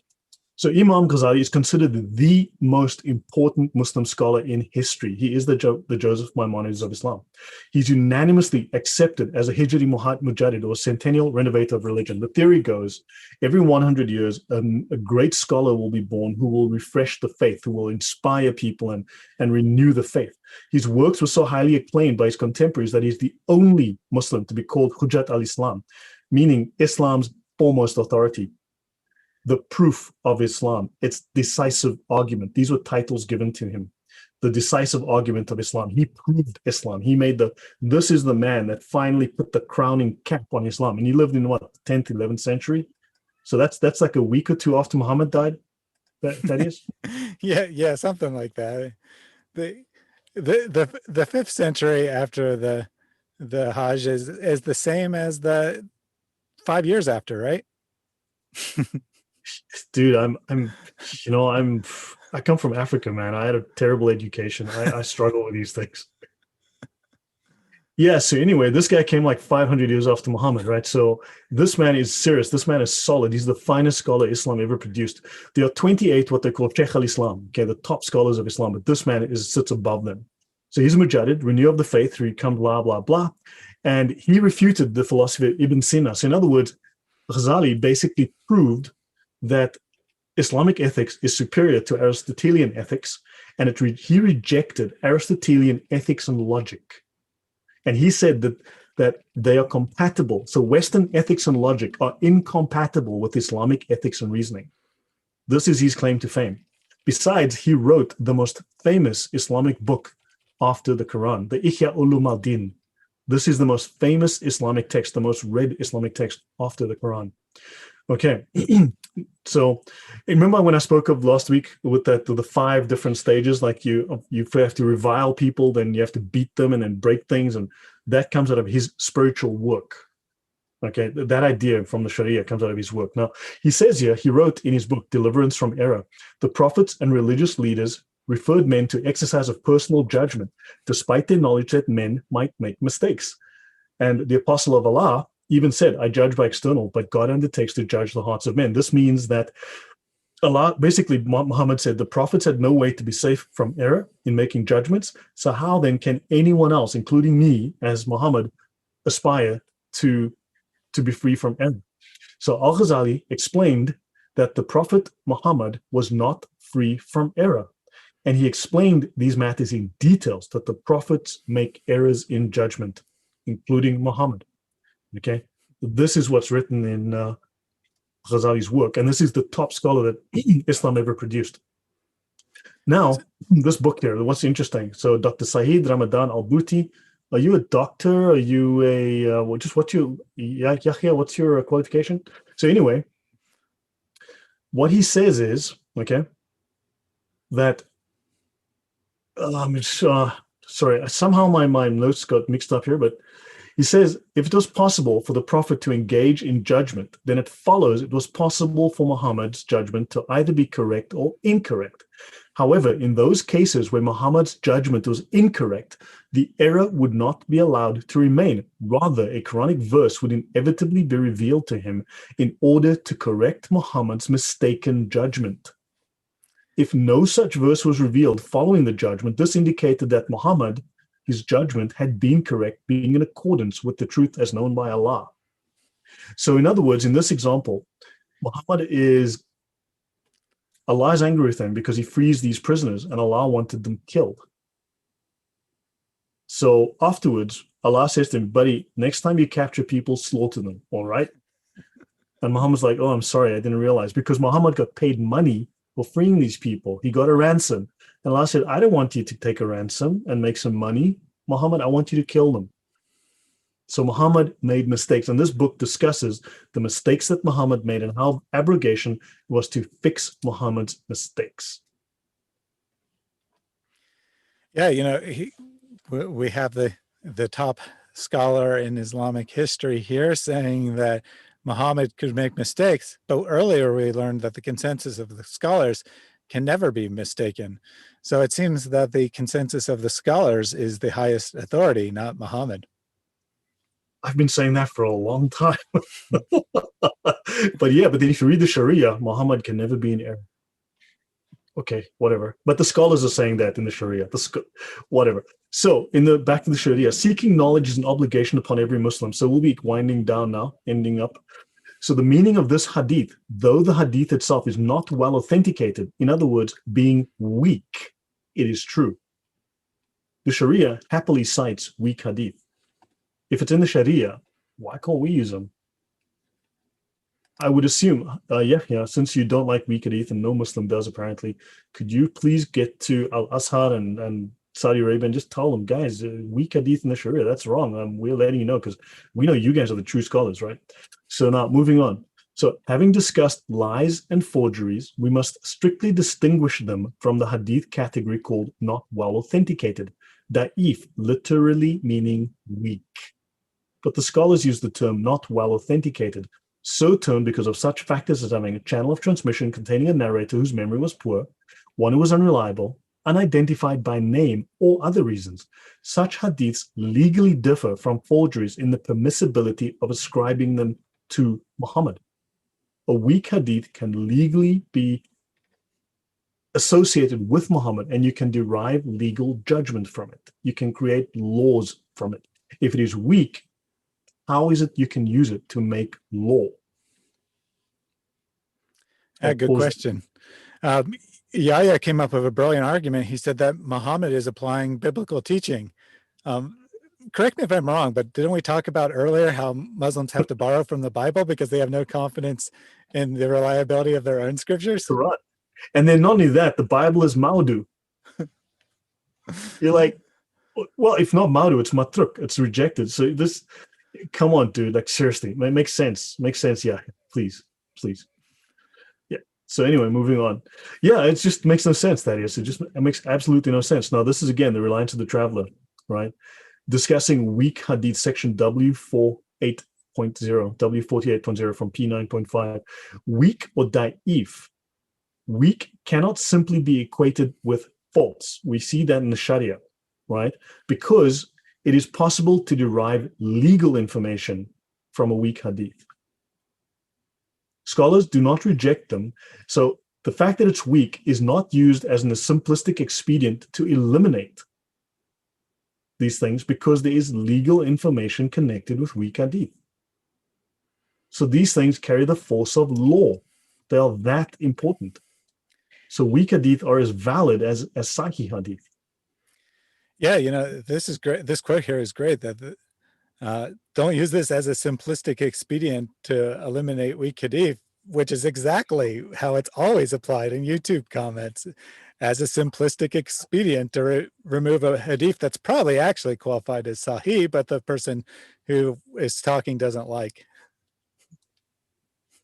Exactly. So understand that they're not consistent with the use of their things, and they don't want us to know this nonsense. So multiple means of transmission, section W48.2.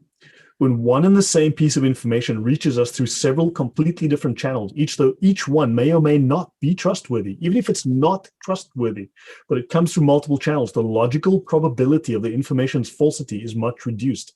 If we receive the very same piece of information from 10 such channels, the possibility of its falsehood does not even come to mind. In other words, it's legit.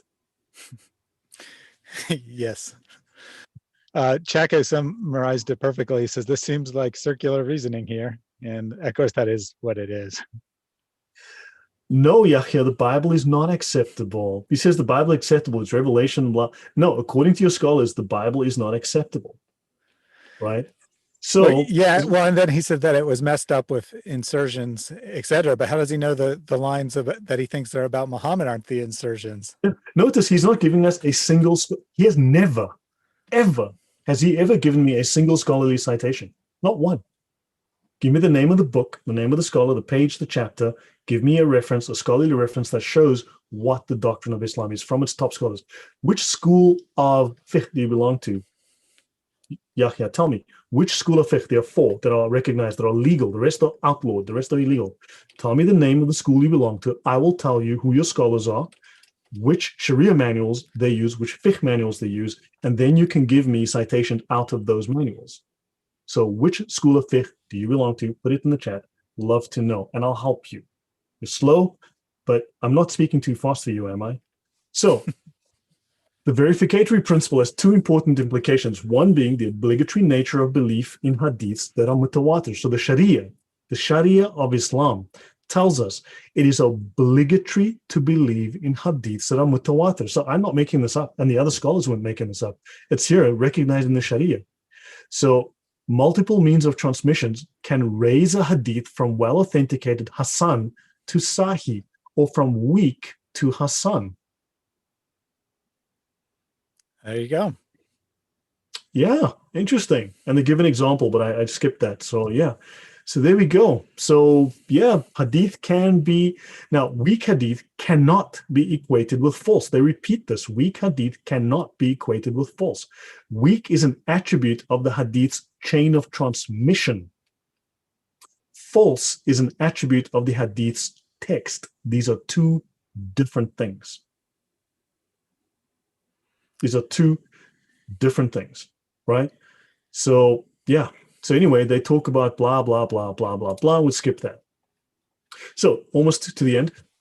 When the person who has related a hadith is an Islamic scholar of the first rank, it is not enough for a student or popular writer to find one chain of transmission for the hadith that is weak, right? He can say, well, that chain is weak, but yeah, the other chains are accepted, right? So therefore that hadith is not elevated.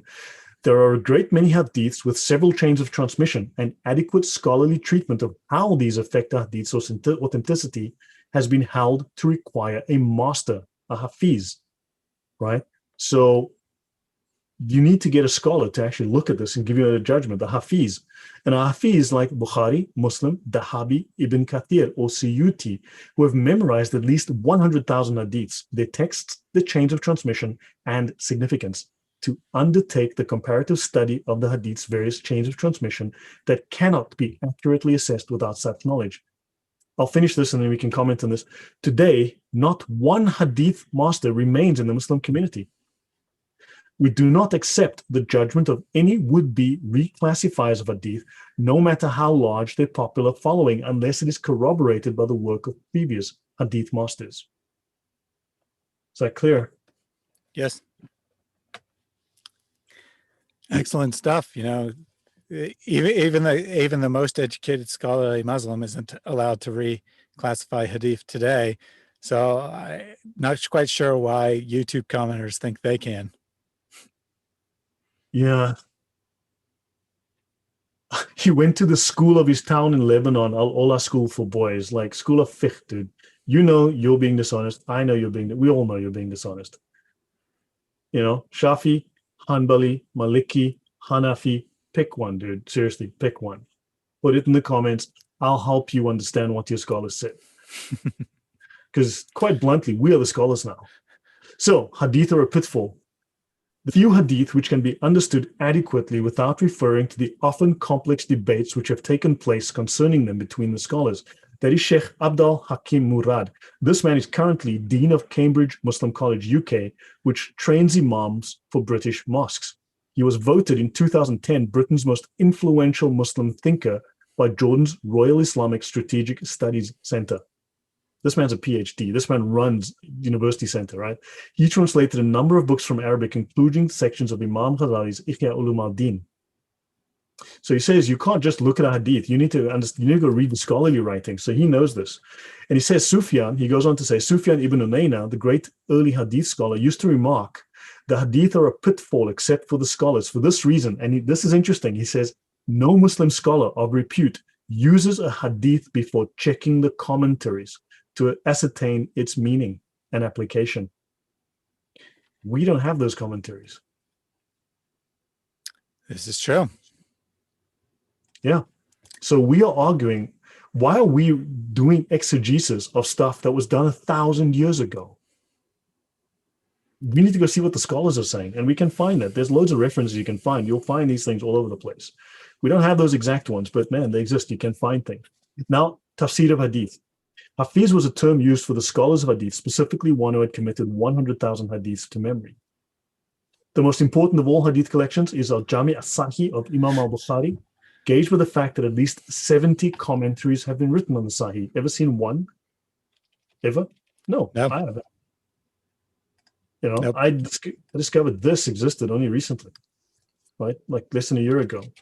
The most celebrated tafsir of Bukhari is without question the magnificent Fath al-Bari, the victory of the Creator by Sheikh al-Islam, Imam Hajar al-Asqalani. Remember, he's a Sheikh al-Islam, so that means he's one of the 28 top scholars Islam ever produced, right? So appreciated by the ulama for the doctrinal soundness of its author, complete coverage of Bukhari's material, mastery of the relevant Arabic sciences, the wisdom it shows in drawing lessons, and its skill in resolving disputes over variant readings. You see, he refuses to answer which school of fiqh he belongs to because he's not here to be honest. Yahya is here to confuse. He's here to confuse the issue. Understand? His job, he's following a doctrine called commanding the right and forbidding the wrong.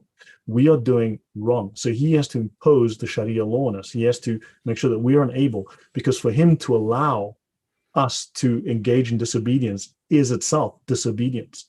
And he takes it upon himself as he's following the Fard al-Kifaya, communal obligation, to make sure that he's serving Allah. He believes he's being righteous. He believes he's being moral. He believes he is doing good by lying. Think about that. So moving on. Now, this is the cover of the book and the back cover. So yeah. So now Bukhari apparently, last couple of slides, 4 slides, Bukhari questioned more than 1,000 scholars of Hadith. How? I don't know. Maybe he questioned the guy next door. I don't know. Can you prove it? Apparently, he questioned people from Nishapur in India, Hijaz, Egypt, Iraq. I think he flew Emirates. I'm not sure. Could have been Qatar Airways. Maybe Air Lebanon. I don't know. We don't have the records. Did you see any records of how he got around, Thaddeus?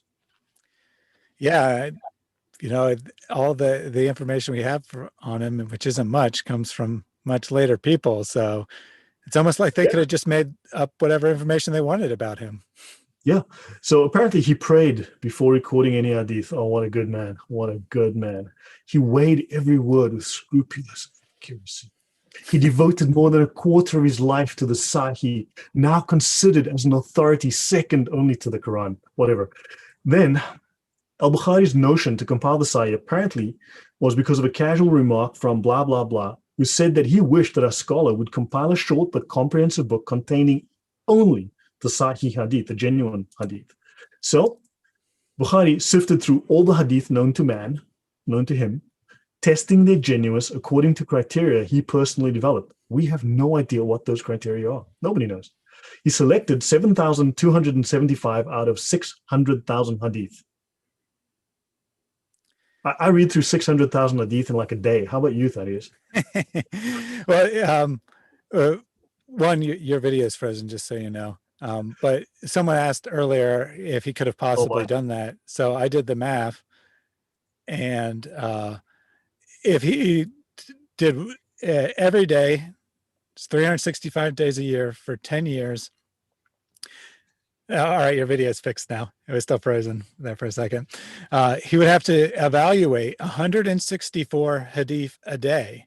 Now, he could certainly read 164 hadith in a day, but how is he going to, these scholars in different parts of the world and questioning them about the accuracy of these hadith and doing 164 of them a day? That's quite a feat there. If he was doing this for 12 hours, that'd be like 14 hadith an hour, or like 3 minutes a hadith. And he supposedly gave them, so if he did this 12 hours a day, 365 days a year for 10 years, then he could devote 3 minutes to each hadith, which is barely enough time to read it, let alone evaluate its accuracy. I think it's pretty clear that this number is just totally made up. He probably evaluated, 10,000 hadith and kept 7,000 or something like that. Exactly. This story is just, you can see they just made this up. He took flying carpet airlines out of Persia, obviously, and that's how he got around, right? Now, Bukhari nowhere mentions, and this is taken from the Tafsir Sahih Bukhari, right? He nowhere mentions, I'm quoting this out of it, he nowhere mentions what criteria he applied to traditions to test the authenticity. He's like, looks good to me. I think that was his criteria, right? Or explains why he compiled the book the way he did. So many later scholars tried to figure it out, okay? And none of them could quite figure out. So they've all kind of figured out what they think he was doing, but no one actually knows. Now, he also chose hadith that were handed down from the Prophet on the authority of a well-known companion via a continuous chain of narrators, or so he said. Okay? So according to his records, his research and his knowledge, apparently, these had been unanimously accepted by honest and trustworthy hadith scholars as men and women of integrity, possessed of a retentive memory and firm faith. So they said, we can trust these hadith because they come from people who are legit from 150 years ago that were good people, great memories. So Bukhari also used ahadith from other reliable authorities that were said to be free from defects. Do they give us more info? No, they don't. Al-Bukhari included these narrations when they explicitly state that they had received the hadith from their own authorities. So if a dude got it from his imam, it's legit. You just say, okay, that goes in. If their statement was ambiguous, Bukhari took care that they had demonstrably met their teachers and they were not people known to make careless statements. From these principles, okay, you can see that Bukhari's caution is evident, whatever. Al-Bukhari's purpose was not only to collect what he considered to be sound, but to impress the contents of the mind of the readers, but also to show them what doctrinal and legal inferences could be drawn from them. This is the substance of ultimately Islamic law. I'll pause there for a moment. So last two slides. Yeah, I want to make one comment. It's totally insane that he didn't explain his methods at all. And yet this is the single most reliable hadith collection, according to Islam, that as far as we know, he just randomly picked and chose. I mean, it's entirely 100% dependent on his reliability. So it's the chain is collapsed to one person. It's Imam Bukhari, and he doesn't even give you any information to verify that he used good methods. And in fact, I've read that, scholars who've gone back and, primarily Western scholars, and tried to apply the criteria that later scholars came up with to Bukhari, show that there are numerous hadith that shouldn't be graded Sahih in his collection by their own standards. So essentially, he just picked some things, and then they tried to invent standards to match what he picked. Right. So yeah, I mean, it's a mess. It's a total mess. And then thanks for doing the maths there earlier. I mean, that shows this just doesn't work out. How do you assess their friends, their opinions, and I asked him which school of fiqh he follows, and he says, my own. This means he's an apostate. He's nobody. He follows his own personal religion that he invented, right? He is no longer, he's violating the Quran. He's flat out violating even the Quran. How can he claim to be a Muslim, right? If he's following his own thing, doing his own thing, right? So obviously he doesn't want to answer, because then we can pin him down. If he answers, we can then pin him down on exactly the doctrine that he supposedly follows. But he belongs to one of these schools. He's just lying to us because he wants to confuse us. I'm sorry, dude, we know Islam better than you do. I know this stuff way better than you ever will. We are the scholars now. You are the students. So now, Shaykh al-Islam Ibn Hajar al-Asqalani, he divided his book, his work into more than 100 books. Each one subdivided into, 3,450 chapters. So it's huge work. Every chapter heading indicates the contents of the various traditions, so he categorized them all. So apparently it says here, this is just fluff. At the age of 12, he was leading Ramadan prayers in Mecca at 12, and he spent time in a house that looked directly on the Black Stone. You got to ask yourself, how come does the Black Stone in Mecca wear burqa? It's not wearing the men's dish dash. It's wearing a female's burqa. Ask yourself that question. That's really a question everyone needs to ask yourself. Why is the Black Stone dressed in women's clothing? And that's a legit. I know I say weird things, man, but maybe I know a few things about Islam. It's almost like it's one of those daughters of Allah that we've heard about, but apparently actually were given by Satan, and Muhammad couldn't tell the difference or something.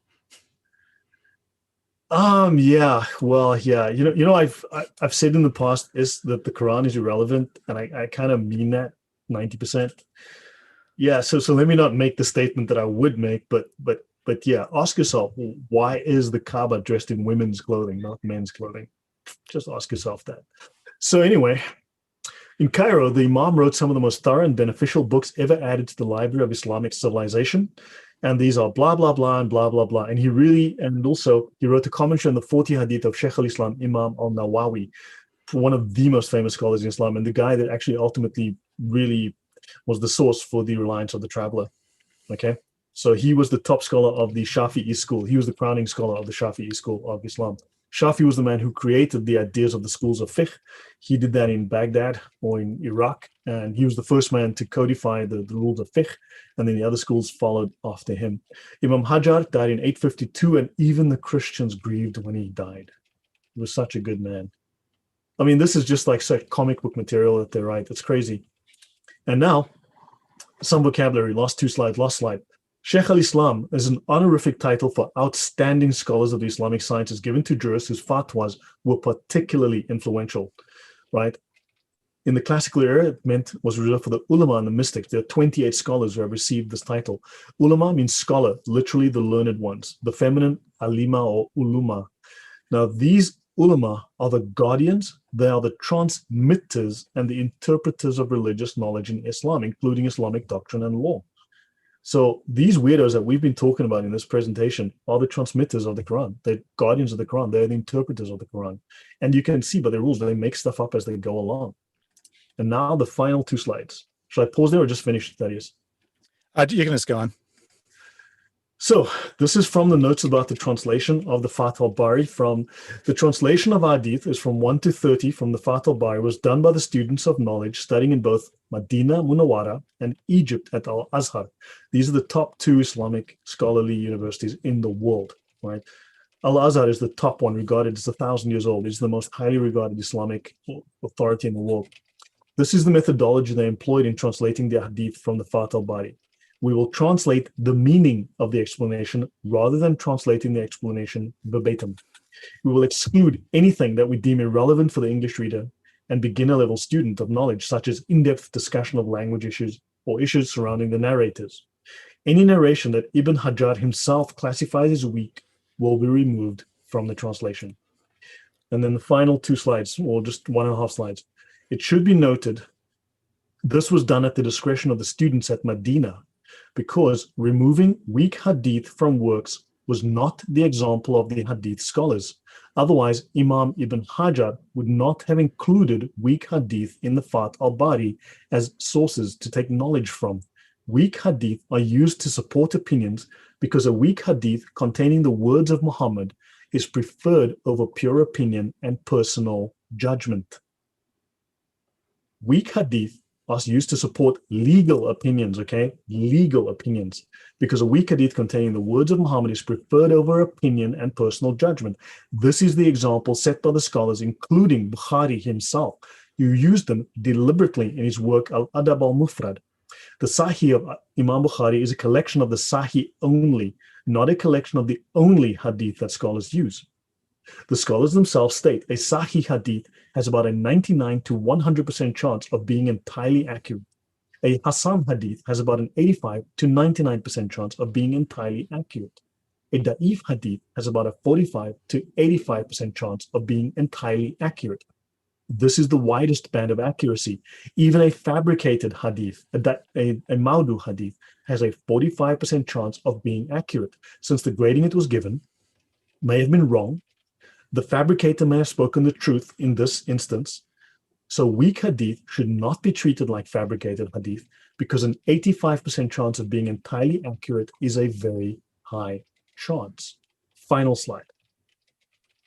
If a person received 85% on his test scores, would he throw that out, saying that isn't worth anything? Each hadith is treated individually. There is no such thing in Islam as banning an entire grade of hadiths from being used. Even fabricated hadith are still studied because one scholar may grade it fabricated, while another may grade it sahih. And there are many famous examples among the scholars of this occurring. End. Excellent. So people have been pushing back on Yahya a little bit more. One comment I particularly like from Andrew Martin, he says, see, you know that Islam is false. That's why you're rejecting what Islam is teaching and substituting your own made-up school of fiqh. Yeah. He rejects the foundation of Islam and says he's a Muslim. Like, no, you're not. So I will stop sharing here. So hopefully that made it clear. I hope everyone saw these slides and understands. I will pause there. Yeah, I personally found it very informative and very helpful. There's a lot of confusion, and I think it's often intentional on the part of Muslims in the comment sections. Sometimes they're actually just confused themselves, and other times they're purposely trying to confuse us, make us look at the wrong things. It's a weak hadith being a prime example, because to us that makes it sound like it's probably not true, but to them that could mean it's up to 85% chance of being true. And if there's 2 weak hadith that say the same thing, then it might jump to 90% or something. And I think most people would probably accept something that's 90% true. Yeah, but they don't know these classifications. Remember, and don't forget the Mutawatir Hadith, they have to accept it as if they were witnesses to it. Yeah, yes, absolutely. The other thing that Yahya said is that there are over 7,000 hadith. It's impossible that all are acceptable. Well, that's some interesting logic, because I'm pretty sure there's over 7,000 words in the Quran. Does that mean it's impossible that those could all be acceptable too? Or does that logic only work when you want to arbitrarily reject hadith you don't like? And of course, most notably, he likes to reject the, 24 Sahih hadith that say Aisha is 6 or sometimes 7 at age of marriage and 9 at age of consummation. And then he looks at some other hadith that are vague and takes like 5 of them, stacks them up, does some math, and magically she's 18. Well, you know what actual scholars of Islam say about that? They say that is a joke, and you shouldn't apologize for your prophet. Yeah, I mean, do people follow him? If he's following his own personal religion, who follows him? But also, that's a stupid statement from him, because look, we've just read through the classifications. We're not saying they're all Sahih, they're all Hasan, they're all Da'if. We're saying, look, these are the classifications, and the scholars have given them classifications already. We know they've been classified. We don't have to go wonder. We can just go look at them. So yeah, I mean, he's just confusing the issues. He's just trying to run defense for Islam. I mean, he's doing it because his imam sent him. He's not running his own religion. He's like, tell us that. Chaco Kurian asked, are you going to do a series on the Sufis? Now, probably not. Look, the thing is, if I start talking about the Sufis, let me explain to you, I'm going to start sounding like I'm telling you that I saw Bigfoot. Okay? And I mean that very seriously. I'm going to start sounding like I'm the guy that presents ancient aliens. Seriously, man, they're going to make memes out of me if I start talking about the Sufis. Right, Thaddeus? Yeah. There's some really bizarre stuff in Sufi teachings for sure. Yeah, so look, man, I'll tell you this much. The Sufis are the pinnacle. They are the elite within Islam. Disregard anything you're told by any of these idiots in the comment sections. The Sufis are the top echelon. They are the top elite in Islam. There is no higher than the Sufis. Ghazali was a Sufi. Many of the Shaykh al-Islam were Sufis. All of the top translators are Sufis. All of the people who established the schools of fiqh were either Sufis or were trained by Sufis. The Sufis are highly influential, but they like to remain in the shadows. They don't want to be in the forefront. They keep it very quiet. The Sufis are mystics. They deal in mystical magic, ritual magic. They follow a thing called light mysticism. It gets weird. And when you start reading their books, that stuff gets weird. But it's really weird. I mean, seriously. And yeah, as I said, I'm going to sound really bizarre. I'm going to sound freaky if I start like I'm on drugs, if I start talking about that stuff. But understand, they run Islam. They're at the top of Islam. They are regarded as the saints of Islam. And one simple example, in Al-Ghazali's Mishkat al-Anwar, I think it'd be 2 examples then. In the Mishkat al-Anwar, they speak of that because they do a thing called light mysticism. Allah is the illuminator, right? Or the illuminant. They are the illuminated. And as a group, the Sufis are the Illuminati. In fact, Al-Ghazali writes it as the Sufis are the perfect Illuminati. The perfect Illuminati. And that's just one example of what you'll find in their books. Right. There's plenty of those. It's a weird place when you start reading this stuff. Absolutely. Just take a couple quick comments from the chat, and then if there's nothing you want to address, we can sign off. Joe DeMars called you Sheikh Lloyd, which I think is quite appropriate. And Andy Dreimer said, when a religion starts out as a lie, you have to lie more to keep the lie of Islam going. And I think that should definitely be one of the takeaways. You know, you end up with insane positions like Matthew is unreliable because there's not multiple chains from Jesus to Matthew, as if that even make sense when you're only talking about from one person to one person. What you instead need to do is you need to pass something orally for a long time, so you have lots and lots of people who know the same material. You can't write it down right away. You got to wait. If you write it down right away, that's not reliable. If you wait several generations and then you got 5 versions of it floating around, and you can cross check them and have one important person decide which one is accurate and throw out the rest and put it in his Sahih book, well, that's beyond question. That is absolutely 100% true. And that's why you have to just, when you start out with something that's totally insane like Islam, you have to come up with insane ways to justify it. Yeah. Any comments from the audience? Did you guys learn something from this? Does this clarify what's going on in Islam and show you how the scholars really run the show, and the Quran has been superseded by Hadith and their own comments and opinions on it, and how important the Sharia is? Yeah, definitely let us know if this material was helpful, whether you'd like to see us do more introductory shows like this. One thing that we thought might be another good thing to talk about, which we kind of alluded to today, but is how the Quran does not pass the criteria that are used to judge the reliability of the Hadith. The Quran, by their own standards, should be considered, quite unreliable, yet somehow it's beyond question that the Quran could be unreliable, so they don't apply the standards to it. They just totally ignore them. Whether we're talking about the main versions, the 1929 Egyptian edition, also known as the Hafs, that people used almost universally today. You look at the supposed isnas of it, and it's got multiple unreliable narrators in the chain, but it's the Quran, so it doesn't matter. The Quran was supposedly handed from Allah to Jibril alone to Muhammad alone, 1-to-1. That supposedly would make it unreliable, but it's the Quran, so it doesn't matter.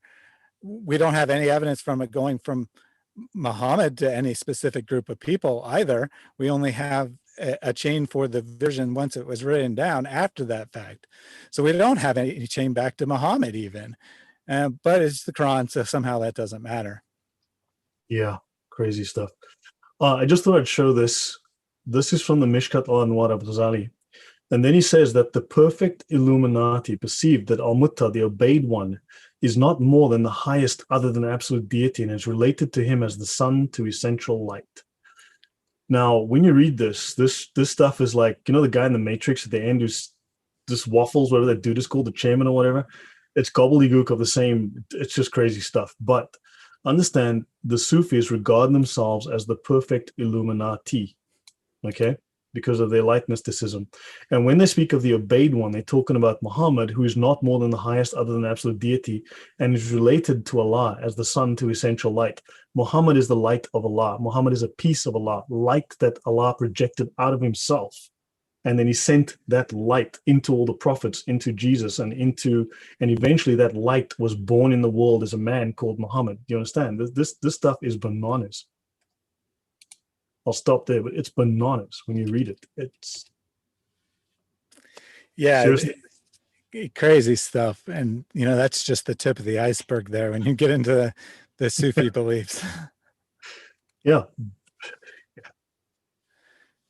But don't worry, the great scholar of Yahyaism, he's collected all the differences between the Hafs and the Warsh, and he's going to upload a video that explains how it happened. Well, good. Let's be extremely generous and say you actually say something of value in that video. You only got 36 more Arabic Qurans to explain, approximately 90,000 different textual variants. You should be busy for a while. You do 10 different textual variants a day for, let's see, how long would that take? That would take you 24 years. So you got material for the next 24 years. Tackle 10 textual variants of the Quran a day for the next 24 years. And then maybe we'll be convinced that Islam is true. We'll see. Yeah. Also, one interesting argument, and I heard this from someone in the chat, and I can't remember who, but I learned a lot there. God swears on himself in one verse in the Bible because he is the greatest of creation. There's nothing greater than him that he can swear upon. But apparently Allah swears on all in heaven, basically all that is seen and unseen, which is a quote taken out of the Nicene Creed, oddly enough. But but Allah swears on all that is seen and unseen because Allah is unable to swear upon himself, because when you swear, you have to do so upon something greater than you. So if everything in creation that you see and don't see is greater than you are less. You are the least of creation. And in the Bible, in Genesis, the serpent is the least of creation.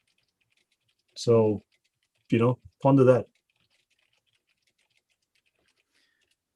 And Yahya did acknowledge that 90,000 textual variants is more than he can explain. But according to Sheikh Yasser Qadi and the consensus of the scholars, which means that it is beyond question, all of those versions all came from Allah and all went through Muhammad. So you got some work to do, or you can just admit that the Quran is not perfectly preserved and that Islam is just telling lies when they say it is. Of course, that means that it's also false, since Allah promises to protect the book from corruption in it. So difficult questions to decide there for sure. Yeah. So what did everyone learn today? Seriously, Yahya should just go away so we can just talk about this issue. Distractor, as a true distractor. What did everyone learn today? And how is this useful to you? And what about you, Thaddeus? What did you take away from this? What did you gain and learn?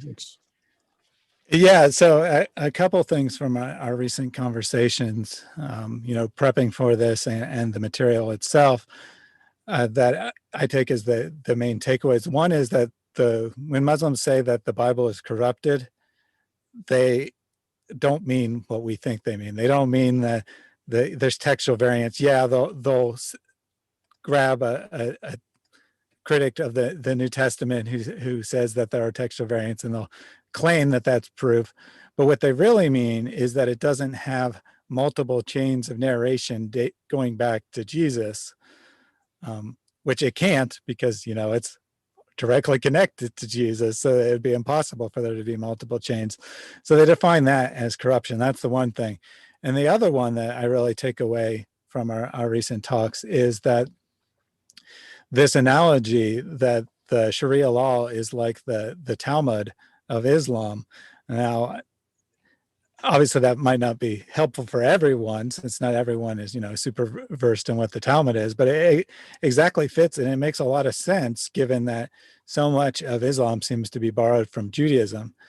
This is just a hypothesis. I don't have anything to back it, but it seems like a reasonable possibility is that Islam was actually founded, but which, I mean, what we call Islam today, not what Muhammad taught, was actually founded by a group of heretical rabbis who were trying to synchronize several different religions, but they drew most heavily from what they knew, which is Judaism, which would explain why there's so much material taken from the Talmud, and would explain why the legal structure is so similar.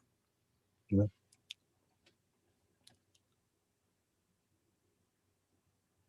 Let's see what other people said. Yeah, let's just put this idiot in timeout, please. I do agree that Yahya was polite and somewhat on topic today, but definitely we're trying to wrap up now, so no need for further distraction at this point. Yeah, so tell us your takeaways. We want you to apply this material, use this material, share it, hopefully use it to better understand how Muslims think about issues so that you can better reach them. I did try to we did try to make these shows entertaining, but entertainment isn't our goal here. Our goal is education, and for more importantly, for people to apply it. If you get a bunch of knowledge and you don't apply it, that's probably not all that beneficial. But if you take the knowledge and you use it to better reach Muslims, then we're really happy. We're very satisfied with our work. Yeah, this is. Look, Also, I appreciate that. I'm Thaddeus again. I mean, I appreciate that you take the time to do this and work with me on these, because it's your perspective is really, really helpful. You've helped me so much. We have a request here from Joe DeMars, which I'm sure you'll be happy to hear, that he said we should do videos defending Paul and videos defending the early church. As it so happens, we were considering doing a video on Paul next. Been talking about it for weeks. In fact, I did the research ages ago. Yeah, I've got about 24 presentations ready to go. We just haven't had time to get to them. Yeah, it's always difficult to decide what to do next. The tricky part isn't finding things to talk about in Islam that are false. The tricky part is deciding which ones are most important to get to. Yeah, so I hope this gave you a new perspective. It's not the standard average talk about hadith. Hopefully this opened your eyes.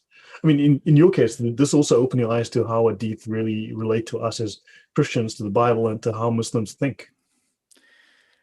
Yeah, and knowing the criteria, the average Muslim might not know this criteria, but if we can quote the criteria and then show how, if they consistently applied them to the Bible, then they would have to judge it as reliable as well. Should give any thinking person some pause, for sure. Right. Yeah. So look, that's it from me. Look, if you can, please subscribe to my channel. I do put up content there. I'm thinking of starting to do Q&A live streams, and I'm thinking to do short Q&As on the Sharia. I'll do a series on the Sharia, like 5 minutes, like little videos just describing, to introduce people to what it is and how it works and how it interprets the Quran and supersedes the Quran and so on. And but yeah, if you give me ideas, I'll be happy to consider those and do short videos. And hope to see you more on this channel. So tell your friends about it. Use the stuff. If you have questions, let me know. I do engage in the comments. Yeah, excellent. We had several comments saying how this was very informative and how they really appreciate the topic. So let us know in the chat, since we're about to sign off, what other topics you'd like to see us cover in the near future. And we'll try to give priority to the things people are most interested in. Thank you all for joining us today. Have a great rest of your day, whether that is just beginning or whether it is coming to an end, depending on what part of the world you are in. Thanks for joining us, and God bless. Good night, guys.